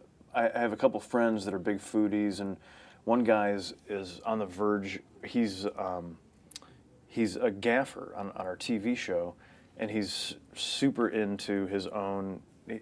He's trying to start either a cooking show or a book, and it's a tough racket to get into now because there's so much of that. Oh, yeah. But I have friends like that who are amazing cooks, and so he's turned me on to a couple butcher shops. And I'm a charcoal griller. I still just use a charcoal Weber, and my go-to meat is actually the bratwurst. I'm obsessed with the bratwurst.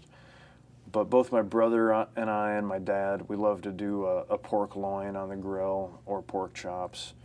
Any secrets there you want to pass along? Not Being really. a family tradition? Yeah, I mean, you know, we do some different marinades. Pretty much any thick cut of meat on the grill, we'll slice open and stuff garlic cloves inside. That never seems to go amiss. I like the smell of that, just thinking of it. Yeah, but it's funny. I had my family has a cholesterol situation, and I share it. I have a cholesterol situation, and when I hit my early 30s, I'm 40 now, so I was excited to hear about the great years I have coming up. Yeah. But when I hit my early 30s, my sort of high school football body finally Gave way to... started showing beer, and things started happening to me that were painful. I'm like, oh man, I'm no longer indestructible. And suddenly things started kicking in, like my cholesterol, and then I got put on some medicine that made it all okay. Sure. And so now I'm testing my doctor. He doesn't know it, and I'm sure He's not a fan he's not gonna of the watch chat show. this. I have no reason to think that. I mean, he could be watching right now. If you are, this is a joke. Good cover. So now I'm eating. You know, I've been given this job where I get paid to eat a lot of bacon, and if I should happen to flub a line, then I have to eat a lot of bacon twice or 7 times, and I'm not a crazy hedonist. I want to keep the same trousers without going up a size, but I have definitely been enjoying cholesterol-laden food items, and everything seems to be cool. So I'm enjoying sort of a renaissance of eggs and bacon, which I thought were kind of lost to me, and it's a beautiful thing. So at my show, that's the greatest, because they'll write things, and again, the crying I mentioned earlier, I repeat it quite frequently when I get a new script, and it says something like, in bold caps, "This will not change. Tag, Ron Swanson eats steak in silence for 30 seconds while watching bridge on the River Kwai." And we shot it, and it didn't change. It stayed, and I cry my eyes out. I'm like, this is my job. You give me money, and then when I get done, if I want to, I can go make a sandwich. Yeah, you can. And I do. Yeah, that's pretty sweet. Oh God, I'm minding my manners, because it's so lucky just to get a job as an actor. Yeah. But to get one with great writing, to get one performing material that you would actually watch and enjoy, it's definitely easier to win the New Jersey Powerball lottery. Absolutely. And you see a moment like the food and stuff that Yeah. Ron frequents. Ugh. We showed a clip for those watching live. For those of you listening or watching after the fact, having downloaded or whatnots, this is one of the things you're missing. Maybe it's on the Hulu.com for you. The scene from Ron Swanson's visit to the food and stuff. Food and stuff. You would like a place like that in reality, though, wouldn't you? Absolutely. It's where you can get all of your food and most of your stuff. Most of your stuff. And they never, because our show is a mockumentary style, there's not a lot of sort of canned inserts or close-ups like you would have in a film. But I have to say, I have to give it up to the art department. The gag of the show was Rob Lowe's character and I have a burger cook-off. He wants to put a turkey burger in the cafeteria to replace the unhealthy beef burger. Right. And I'm just appalled. I'm like, what is this turkey burger you speak of? Jamie, do you want to do the line? What is the turkey burger you speak of? Do you mean... And if by a turkey burger you mean a turkey leg shoved inside of a hamburger, then yes, I've had one of those. If so, yes, delicious. Well thrown. That's impressive. No, we're genuine fans, yeah. Oh my God. So I mean, they hand you stuff like that, and so to compound the eventual insult and defeat to Chris Traeger, not only does he get the most amazing ingredients from the organic grocery store at Food and Stuff, I buy these 2 bricks of bloody beef that are like 75% off, old, and they're the most disgusting, like Old. It was they put an old stamp on it. yeah, it was really gross to shoot because every time you carried them up to the counter, They you were dripped. covered in that bloody water, and with the crinkly saran wrap. Oh, yeah. Our art department. You is still smell a little bit of insane. it. Yeah. Not Before for we nothing. get too far off, I have to just throw out my Please. personal favorite Ron Swanson line, which caused me to laugh alone for 5 solid minutes. I had to pause and laugh, and it was the first encounter with the food situation where you're expecting the steak, and then you go, and Ron Swanson shows up at the diner and orders all the bacon and eggs you have. Now wait a second. Sounds like you think I just want you to bring me a lot of bacon and eggs. No. I want every bacon and eggs in the restaurant brought to me. We're 5 minutes of solid laughter. Yeah. we're all very lucky, no one more than me, at that writing. I mean, these guys Yeah. are, Even when they stick you in a round desk. yeah. We all. There was a very early episode where Ron has a hernia, but he doesn't want anyone to know Right. that he has any weakness, and so he just holds it, but he can't. It hurts if he moves, so he remains still the whole episode, and that's when we figured out.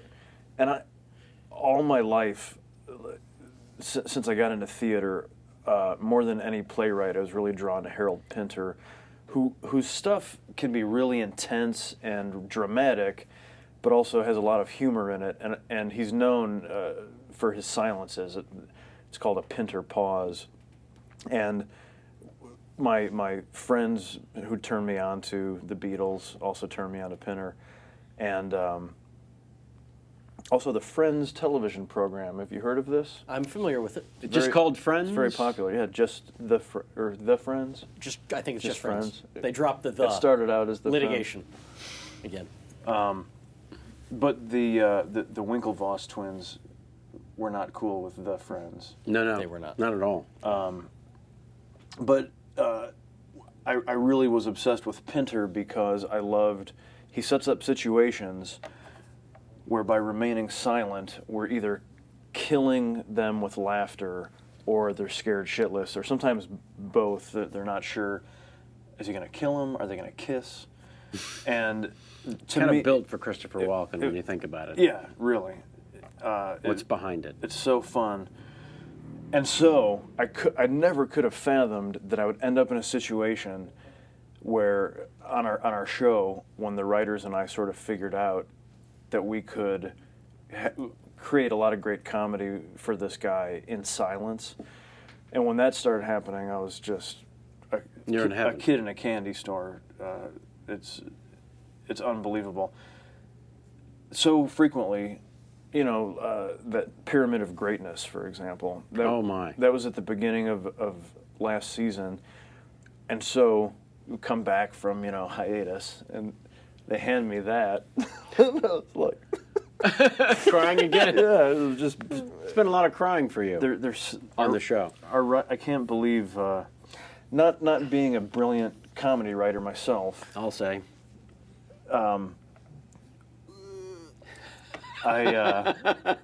I can't fathom the comedic minds these men and women have, and not only do they write such incredibly funny ideas and jokes, but at the same time, they're weaving these season-long arcs that are filled with pathos and heart and Yeah. love stories. And I'll just eat my sandwich and. Yeah. What sort of pain is involved sometimes when you've stared into Rob Lowe's eyes a little too long and you catch yourself in that moment? It's a deep, incisive pain. Do you question certain elements of yourself and how unfair the universe is? Perhaps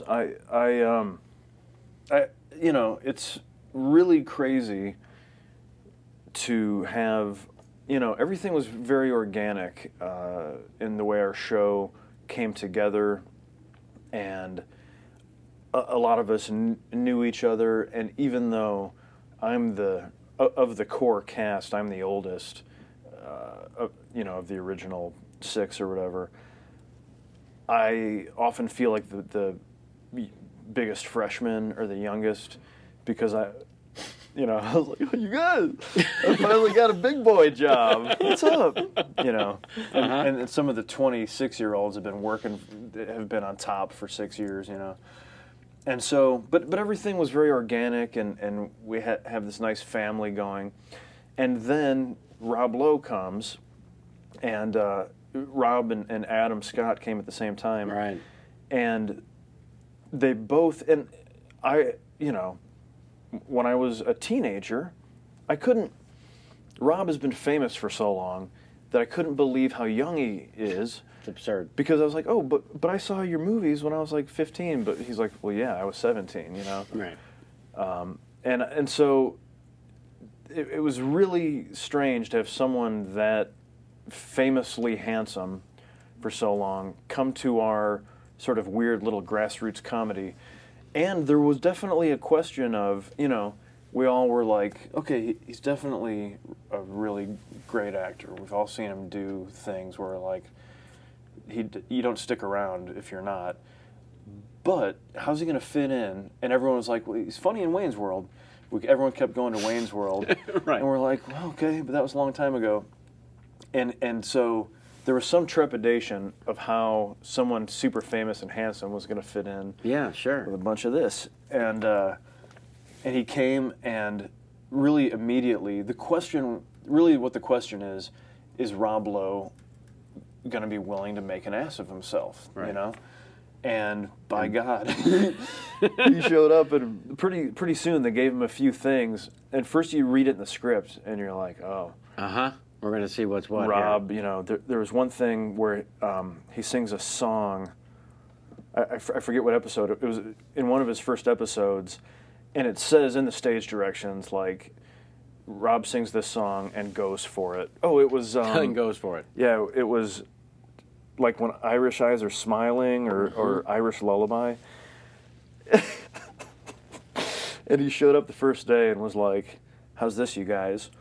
And he did the most ridiculous, and we were like, wow, we are in business. way to bring the silly, goofy, ridiculous. He has done just time after time. You know, I'm so thrilled that this super handsome, famous guy has turned out to be, I mean, I've never seen him do anything like what he does on our show. No, I don't think anyone has. It's a and very... we haven't even got to his Bob Wagner, the RJ impersonation, which is otherworldly. It is. It's jarring. Yeah. He's really come into his own on the show in terms of how ridiculously funny he can be and how committed he can be to the sublime subtleties of even such a character that is a bit arch. He is, for sure. The least. It's unbelievable. And him and Rashida together, their stuff has been, when they were attempting to date, was pretty fantastic. It really, really is. And we've also been really enjoying that Rashida, in a lot of ways, has been playing a straight man to Amy in a lot of situations. And in this last season, she was allowed to branch off and be less stable, and got to have a lot more comedy, which has been killing us. Yeah. When the way that he is so nice about breaking up that not once but twice she doesn't know that he's broken up with her. It's so funny. And I remember when the show was first starting, and Paul Snyder, am I getting that name right? Schneider. We were at the Cannes, the three of us, the Cannes the Film Festival. That's correct. Where Bright Star Yep. had its world premiere. Yeah. And I see him in this, and I think it was before Parks and Rec, or No, just it was definitely on, because over that trip is when I downloaded the first season on iTunes and watched them. Right. in a I row. remember saying, I know this guy from somewhere, but there was no way to connect. No. No way No. to connect. Forget the accent that he pulls off brilliantly Yeah. in Bright Star. Just the depth of the character, the anger, the frustration, the strength and power. He's Dear Lord, how could it be the same actor? he's such a great actor, Yeah. and it was really upsetting seeing that movie in a very selfish baby way, because I'd become friends with Paul, and the movie that sort of got him noticed was called All the Real Girls. It's a David Gordon Green movie. They had just gotten out of film school in North Carolina, and Danny McBride is in it, and Zooey Deschanel, and so the couple sort of hits Paul had, I went back and watched, because as you know, I'm catching up. Yeah, yeah. And And if not this, it's going to have to watch the Cubs. yes, exactly. And so people had said, "Oh, this guy Paul's going to be on the show. He's great." So then I saw these films, and I was like, "Oh, this guy's great! Like this guy's, an Oscar-winning style of actor." And so I saw those. We became buddies. We had a lot of fun on the show. And then I saw Bright Star, and I was like, "Man, I fucking hate you! Like, how did you get to do that? Son of a bitch!"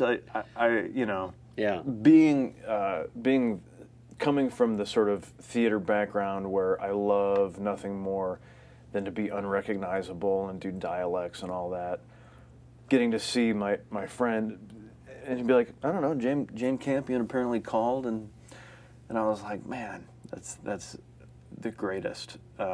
He blew me away in that. Yeah. Well, let's talk about that that very thing about loving to get lost and being unrecognizable, and then coming to a television show and being wildly recognizable from this particular character. I mean, I can't imagine what's going out there in the real world when you and Megan together are traveling among, dare I say, the great unwashed. Well, it's interesting. Something about Megan that I learned during Will and Grace was that it was a really interesting lesson. When she played Karen Walker on that show, with her hair and her voice and her wardrobe, she was clowning very hard. And so, even still today, but definitely then, people always, when they meet her, invariably say, "Oh, I can't believe that wasn't your voice." Which is so funny, because it was the most ridiculous It really was voice. a shrill of a presentation. And it's an interesting thing, because she is much more, I mean, obviously she's wickedly funny, but she's much more Meryl Streep than like Lucille Ball, And it's great. I love when she gets involved with anything dramatic. Or she did a play in town last year that was, I'm obviously a fan, but it was one of the greatest things I've ever seen. And it's something we share. Like, she transformed into this like early 60s carpal tunneled Jewish reception, like New Jersey, Long Island receptionist.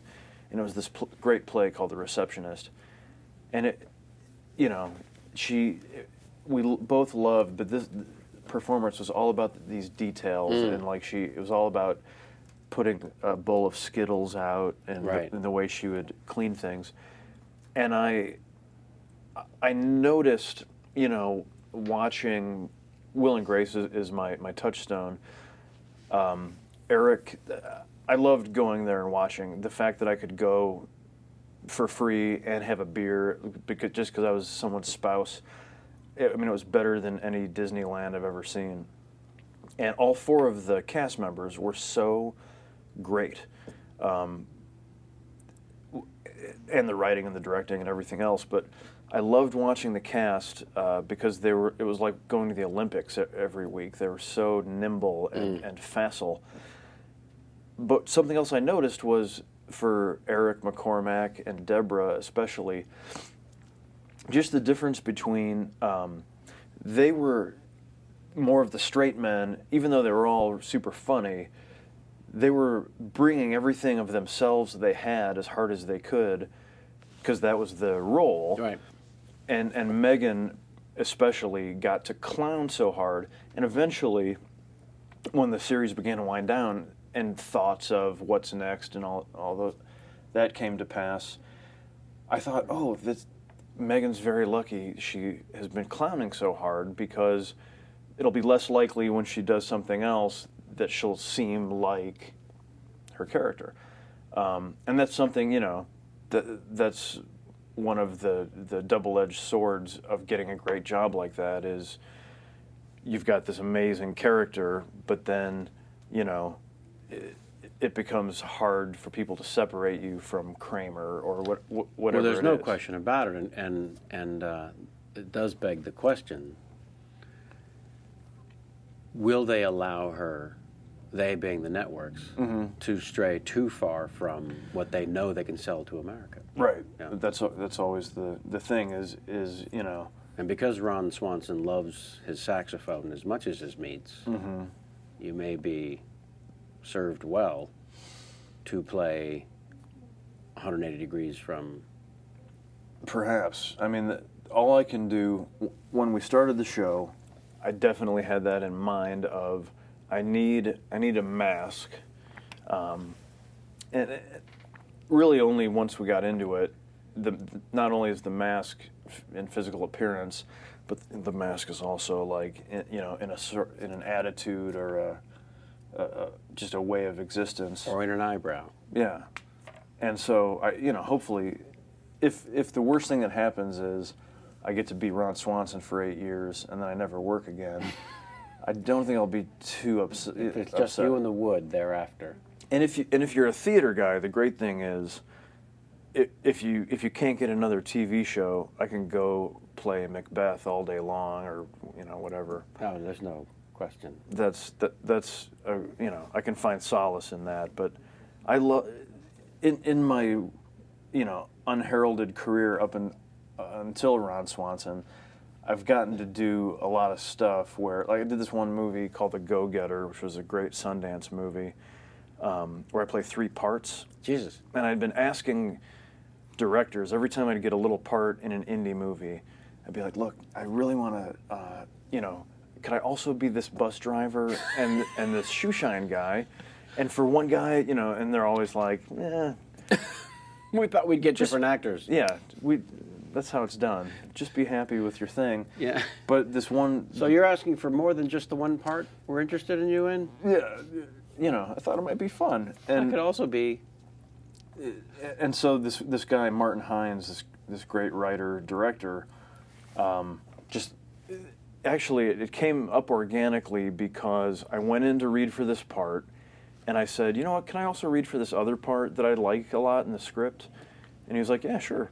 So I read for the other one, and it was very friendly, and we ended up getting talking to each other on the phone, and he called and said, I can't decide which of the 2 parts I want you to do.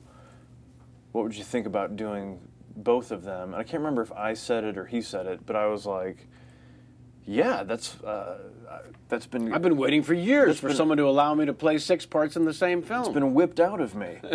and I said, I remember now, because he loves telling the story, he's the one that said, let's have you do both. And then, so he called and told me, and I was like, do you have anything else that I could do? and he said, you know what? There's a trumpet player in this band.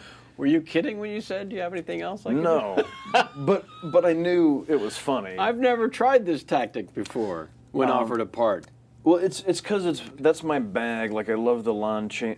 Another thing in our theater company was I took like an independent study in prosthetic makeup. So I did we did this one play where I had half my face melted off So every night before the show for an hour, I did my own, monster face. And it's just, it's part of it that I really love. And There's a little craftsmanship involved there. There's a little building involved there. there is, but I should, I want to say that, like, I depended on the 20 feet between me and the audience. My work as a makeup artist could never stand up photographed, Makeup artists are amazing because... I have to beg to differ. In fact, we happen to have a photograph of this very performance that you're speaking of. What? Oh, yes, we're very thorough in our research. Let's go ahead and throw that up. Yeah, we don't have it. Sam? Sam, you played 2 roles for Quentin Tarantino. I did. You played multiple roles. I did. You had one role as a Jew soldier. As a Jew soldier, Nazi killer, and then the other one is Hitler's portrait painter. You were a bastard and a famous artist. And a famous artist. By the name of? Otto von Spitz. The Otto von Spitz. Yeah. Nice. Who painted Hitler's portrait. That is correct. Within the film. Within the film, that was... And if you wanted to see that portrait, of course, we could go to... Hitler'sPortraitPainter.org? Net? Gov? Hey, don't forget Adam Bush's question. I want to get to that right now. Adam Bush, a fine, terrific, and wonderful actor in his own damn right, as well as... And a hell of a director. A wonderful filmmaker, singer-songwriter. It's a little annoying. He's a regular Kim Jong-il.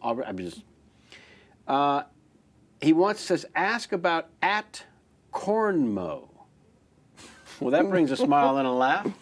Who could ask for more for questions? Well... Can we talk about at Cornmo? Yeah, I mean, we could, at Cornmo. Now, I'm completely ignorant to Twitter and Facebook and all those things. Is at Cornmo a Twitter handle? It is? Yeah. Okay. We could just go with the Cornmo part. Cornmo, if that rings any bells. Is a man. I'll say. He is a champion of men. Of men. He, I met Cornmo. My wife and I went to see the band They Might Be Giants play. I'm a very big fan of theirs, but I have to say, when they reached a point, I think with a record called John Henry, where they started rocking a lot harder with a full band. It used to be more geeky with the 2 of them and like a Barry sax and an accordion. That's what I loved the most. I still love them, but we went to see them at UCLA, and they had reached this band part, and I was like, I was hoping they'd play some of the older stuff. And so this guy had opened for them, and he looks like, oh my God, he has long golden tresses and giant mutton chops. He looks like Meatloaf's cousin, and he sings like Freddie Mercury. Wow. He sings like a motherfucker. And when I saw him, he used to exclusively play the accordion and accompany himself. In fact, in The Go-Getter, he's in the band where I play trumpet, because when I signed on as the trumpet player, I said, you got to get Cornmo. The director said, we still need an accordion player, and I said, you got to get Cornmo. And the director said, that's not a part you also want? It wasn't, because I knew you got to get Cornmo. This guy. So we flew him in to do this movie, and he plays the accordion, and he has a crash cymbal just sitting on the ground upside down. Sure. And he sticks a drumstick in his shoelaces. And so he plays these sort of clumsy, klezmer songs, and then just kicks the cymbal with the drumstick to crash the cymbal. He's unbelievable. He's an amazing performer. And so my wife and I, after the They Might Be Giants show, went out in the lobby, and he was sitting there selling his T-shirts and his CDs, and we were just like, hey man, we'd like to be friends with you. You are an amazing freak, and we just hit it off and became really good friends. He, at the moment, I've been emailing with him right now, because he and a guy named Nick Jones have been commissioned by the Huntington Theater in Boston to write a musical about Grizzly Adams. Oh my God. And I don't even know if I'm like, now I'm trying to think if I'm not supposed to say that for some reason, but I've said it. Is there any chance you could Doesn't look like it. play the part? It's workshopping in July and going into production in December. Oh, you're fucked. It's so funny. These guys are. He's just a really creative musician. His stuff is really inspired by like 80s Texas/Mexican professional wrestling. Sure. Circus performers. He travels a lot with like lower end traveling circuses. There's one called the Bindlestiff Family Circus, or sort of like the Holy crap. people know the Jim Rose Circus Sideshow. Right. Traveled with Lollapalooza. These circuses still exist where people are like, eating snakes and whatever else freaks do in circuses. And Cornmo will act sometimes as the ring master or the MC, but also play songs. He's amazing. He's amazing, and he's great friends with the guys from Common Denominator as well. Or Common Rotation, as they're known. Common Rotation. Excuse me. That's quite all right. He also, and he has a band now called 357 Lover. They do a lot of songs about werewolves. And now he's playing the piano. So he's brought this sort of Elton John thing into his Freddie Mercury thing. Can you let us know? Cornmode.com. Sounds like something we have to see. And he, when I first saw him, there's just something of the savant about him, because he seems like a folk artist. He would tell stories in a sort of rambling monologue that at first seem inane, but then you realize he's not stupid, and he draws you in, and then his monologues break into the song, and you're astonished. Wow. I want to see Cornmo, please. Jamie, we're. By the way, when I said we might go 2 hours, can you fathom? They're telling me we've done it. What? Yeah. That's the beauty of You're right. of conversation. That's crazy. That is insane, right? Yeah. Just a couple guys talking. That's freaky. That's all that's happened. Jamie, I want you to work up any question that you feel may not have been covered as a true fan as well. I certainly have Sammy, a question you I'd got like to throw something out there. you It's a topic need- we haven't gotten to that is something I enjoy very much, which is Children's Hospital. Yeah, for fuck's sake. That's Seriously. just come on. In fact, they were just tweeting Yeah, you were about just on this past week, crushing it. a lot of tweeting Thank that you you. were on this last episode. I mean that show, I think, is the harbinger of future television. Mm-hmm. I feel like Cordry has created this show that in an 11-minute format, it sort of bridges the gap between sitcom and the youngsters that are watching everything online. And Right. Is there a name for? I guess it's the Y generation or the YouTube kids, or I don't know, whatever we're calling them. But that show is such a huge hit with the college stoners, and I just love it. I mean, it's And a blast to do. it's so much fun to do. It's gotta be because we're shooting in this like abandoned hospital. That's where they shot Scrubs. Where they shot Scrubs. We're working there despite that, and all these people who are like movie stars, and everybody in that cast is like the greatest. They're used to being Pampered. And either on a huge TV show or a big movie, and just everyone is showing up, and the reason is there's no rules. It's the only place where you're free to literally like take a shit and have everyone laugh about it. And we're like, yes, I'll be there. I'll be early. You've reached the pinnacle of creativity when you say that you're encouraged to pinch one for the pals. We have it looks to be a T5 from Aaron Fuller from the Facebook. T5 forever. Now, we did not ask him to do that, by the way. We just got to the second tweet 5, and he broke into that, into camera. And then we had the wherewithal to say, yeah, that's got to be the thing. Ever since we talked about him. I Yes. spent the rest of this interview thinking, I'm no Keckner. My friend, you'll never be, nor will I, nor will anyone. No, that's the There beauty. can be only one Houdini. That's true. Arthur Miller or Eugene O'Neill? O'Neill. Malkovich or Sinise? I know, right? Not supposed to be easy. Malkovich. Curb Your Enthusiasm or The Larry Sanders Show?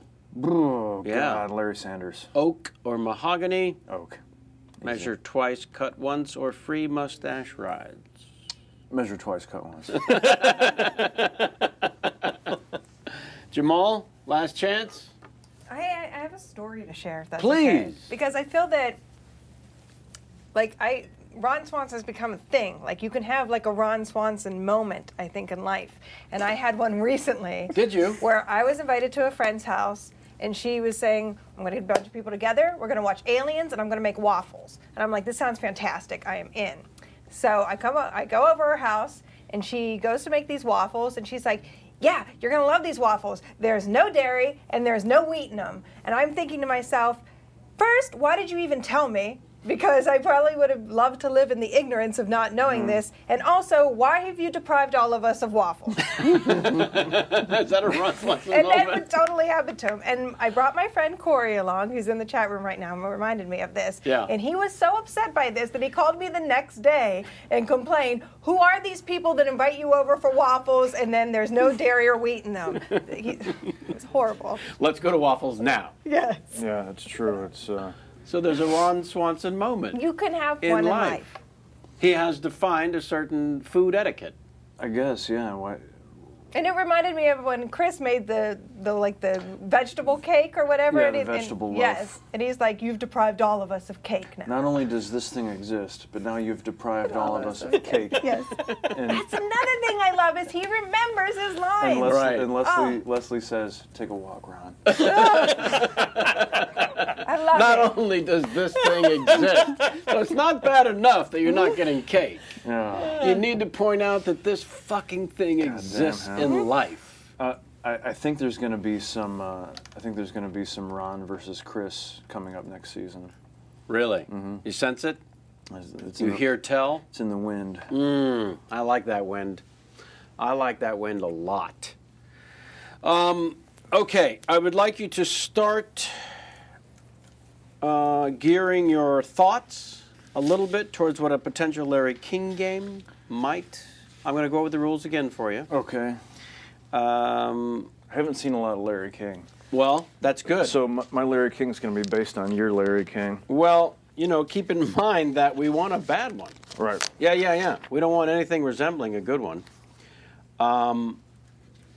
It's the moment where Larry shares something before he goes to the phones that, ooh, we didn't need to hear that. Right. That's all you really need to know, quite frankly. When the time comes, not this very second, that will be your camera in which you'll point your Larry King to. Okay. Can't thank you enough on several levels for spending a couple hours with us. My pleasure. Hope you enjoyed the sandwich. Thanks for proving that bringing your own makeup artist, as insisted on by someone else, I want to be clear about that. I appreciate This was not that. a mandate that you laid down, but that by having your own grooming, it can in fact make little to no difference in comparison to how good both of us look on HD. It's true. I mean, but this tousling actually is just designed to mask syphilis, I see. which is why I got a publicist in the first place. To And now we're done, right? well, you shared this. That's weird. Oh shit. That you would spend all that money for proper representation only.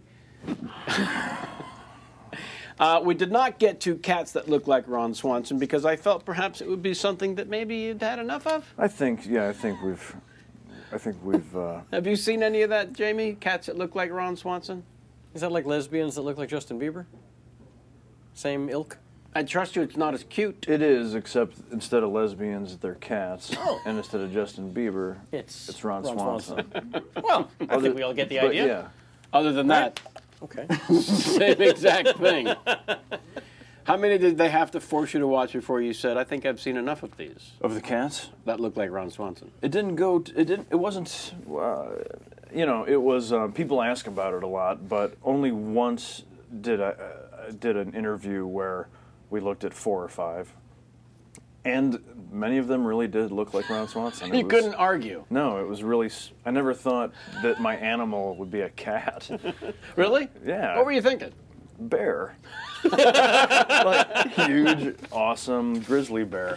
Yeah, in fact, one of your favorite things I found most enjoyable was that a critic had referred to you were on stage naked, That's right. and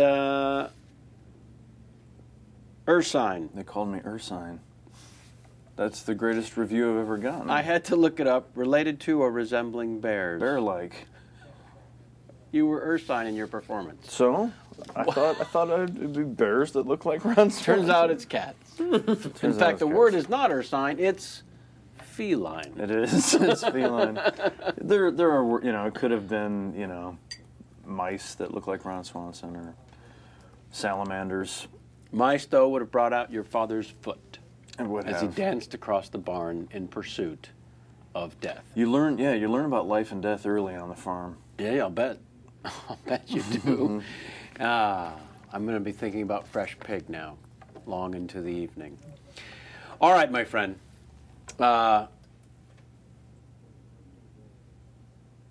We've got your camera. Okay. We've got the Larry King game premise. Can I help you out in any other way other in an attempt to postpone this? No, let's take a shot at it. Okay. When you're ready, sir, there's no failing. There's only doing. There it is. Can you give me a little more Larry King? Of your Larry King? Thanksgiving. All right. Thanksgiving. I don't know how many of you have seen Mr. Monk in the election. 4th of July is coming up, and is Larry King from the East Coast? Sure. 4th of July is coming up, and it reminds me of a 4th of July in 1978 when Stephen Tobolowsky and myself met a man named Harris Levine, and we were jerking each other off in a taxi cab heading down through Chelsea to the neighborhood of Red Hook, and I was masturbating furiously, both Harris Levine and Stephen Tobolowsky, and I discovered a young boy that I thought was Justin Bieber, but in fact was Demi Moore. And there it is, ladies and gentlemen. Bradley Bourbonnais, go ahead. There it is. Well, that's just perfection. I'm sorry. Wow. That was tough. That was genius. A total recap. Total recap. An of the whole insertion thing. of a moment in time none of us knew existed. It's the perfect Larry King. That is the example from henceforth that we must provide God our bless. future guests. That's Farmer Politician 101, by the way. Is it? When at an event and informed you're going to be speaking when you didn't know when you arrived you're going to be speaking, Recap. simply gather 6 pieces of information that people before you have said and regurgitate them, and they think you're a genius. Is this a skill you actually learned or picked up on your own? I learned I was like, shit. We're receiving an award from the Los Angeles Parks and Recreation Department. Thank God. Simply for having a show about Parks and Recreation. And they sent me to receive the award, and when I got there, they were like, okay, this is going to happen, then the head of this is going to speak, and then you're going to get the thing, and then we'd like you to speak for just a few minutes. And I was like, okay. So I was just sitting there, eating my Bad chicken. dinner, and everybody before me was like, so when Joe Friscura from plumbing came over to my office, telling these stories, so I just went up there and was like, How about that Joe Friscura? I had to take a dump at Joe Friscura, locked the bathrooms, and you simply say the names of people they know, and they are like, that guy is hilarious. He's a genius and he cares. Yeah, it's a good trick. Well, thank you for that. So you were just using a weird theater trick. That's not a true story you told? The Larry King thing? My father and Stephen Tope. That's not a real That's thing? correct. That was acting. You see, thank God. I've gotten it down now. Jesus, I've come that around. left a lot of questions. I was going to have to come full circle. So thank you for. Thank you so very much. My pleasure. Honestly. We are, as I said at the outset and a few times throughout, genuine fans of your current work, sir. Not Thank so you. much the early black and white stuff. I understand. And we will watch this coming season with great anticipation and joy. Sit there uncomfortably for the next couple of minutes while I wrap this thing up. Right If you on. wouldn't mind, please. I'm going to do so. Do you mind if I urinate into this? No, I wish you would. That's the problem with the refill that comes at the table. It would make a lot of sense if you would, in fact, carry through with your threat. We never got to hosting last year's Television Critics Association Awards. If there's anything I would imagine being painful, that would be going for the funny in front of critics. True, but I'm doing it this year. I haven't done it yet. Ooh. So I have that pain to look forward to. I'm so glad I didn't ask for any stories from the experience. Didn't miss a thing. All right, so there we have it. We've I didn't want to say it at the outset that because my mother visit, not my mother, but her visit, and the pressure to please had sucked all of the happiness and joy from my being, that I was quite concerned that I may either pass out or freak out during these last 2 hours and 18 minutes. But in fact, we've reached the end, and everything seems on the surface as though it went fairly well. I want to thank all involved. Because you're a pro, Kevin. Well, there's that. And Nick's a delight. Come on. Much more so. Can we There go you for go. waffles now? We're going for waffles, honey. Thank you. We're going for Ron Swanson's waffles. That's right. You just have to decide how to get the ham into the waffle. Bacon waffles. Oh, I think they have those at Denny's, the bacon waffles. And scene. I want to thank Dr. Chen, Sam Levine, and Jamie Foxx for all the work done inside the studio, outside these hallowed walls. The J-Mac, otherwise known as Jason McIntyre, the Emily Goodwin, the Josh Negrin, and our dear, dear director, Mr. Mike Rotman. Sami, I thanked at the outset for helping out with the singing with the makeup. Our social media expert, Elaine Ewing, who also stopped by with Butch. And now I wonder what the crew's been up to while we've been in here the last 2 hours and 18 minutes. So lately at the chat show, we've had a kind of a unique problem in that crew members have been exploding. Yeah, I blew up last week. Still hurts. I didn't even get hazard pay. Yeah, I blew up 2 weeks ago. But at least I got hazard pay out of it. I'm convinced that I'm not going to blow up anytime soon. I run 5 times a week. I don't eat wheat. I'm in great shape.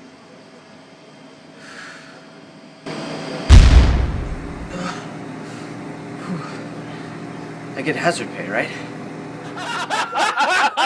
Fantastic! Holy shit! Once again! Oh, How do they do it? Every time Every those guys. week! The effort! Oh my god, the explosions and those dinosaurs. J-Mac, why? Oh, I can't Why? believe.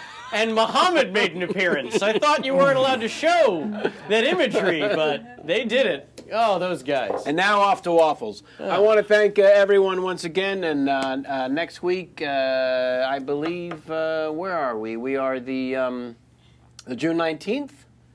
Is that- Damon Lindelof? No, he's the Oscar following. Nunez. Oscar Nunez is next, and then Damon, followed by a little break for 4th of July. I saw what you did there. And yeah. And then we come back with some great shows in July, too. Check the calendar. We just locked up Cheadle. Don Cheadle for the first show in July.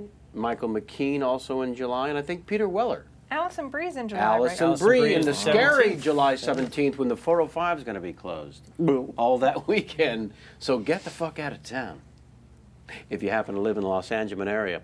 For those of you watching and from around the world, I want to say once again thanks very much. Until next week, and as always, get out of my face.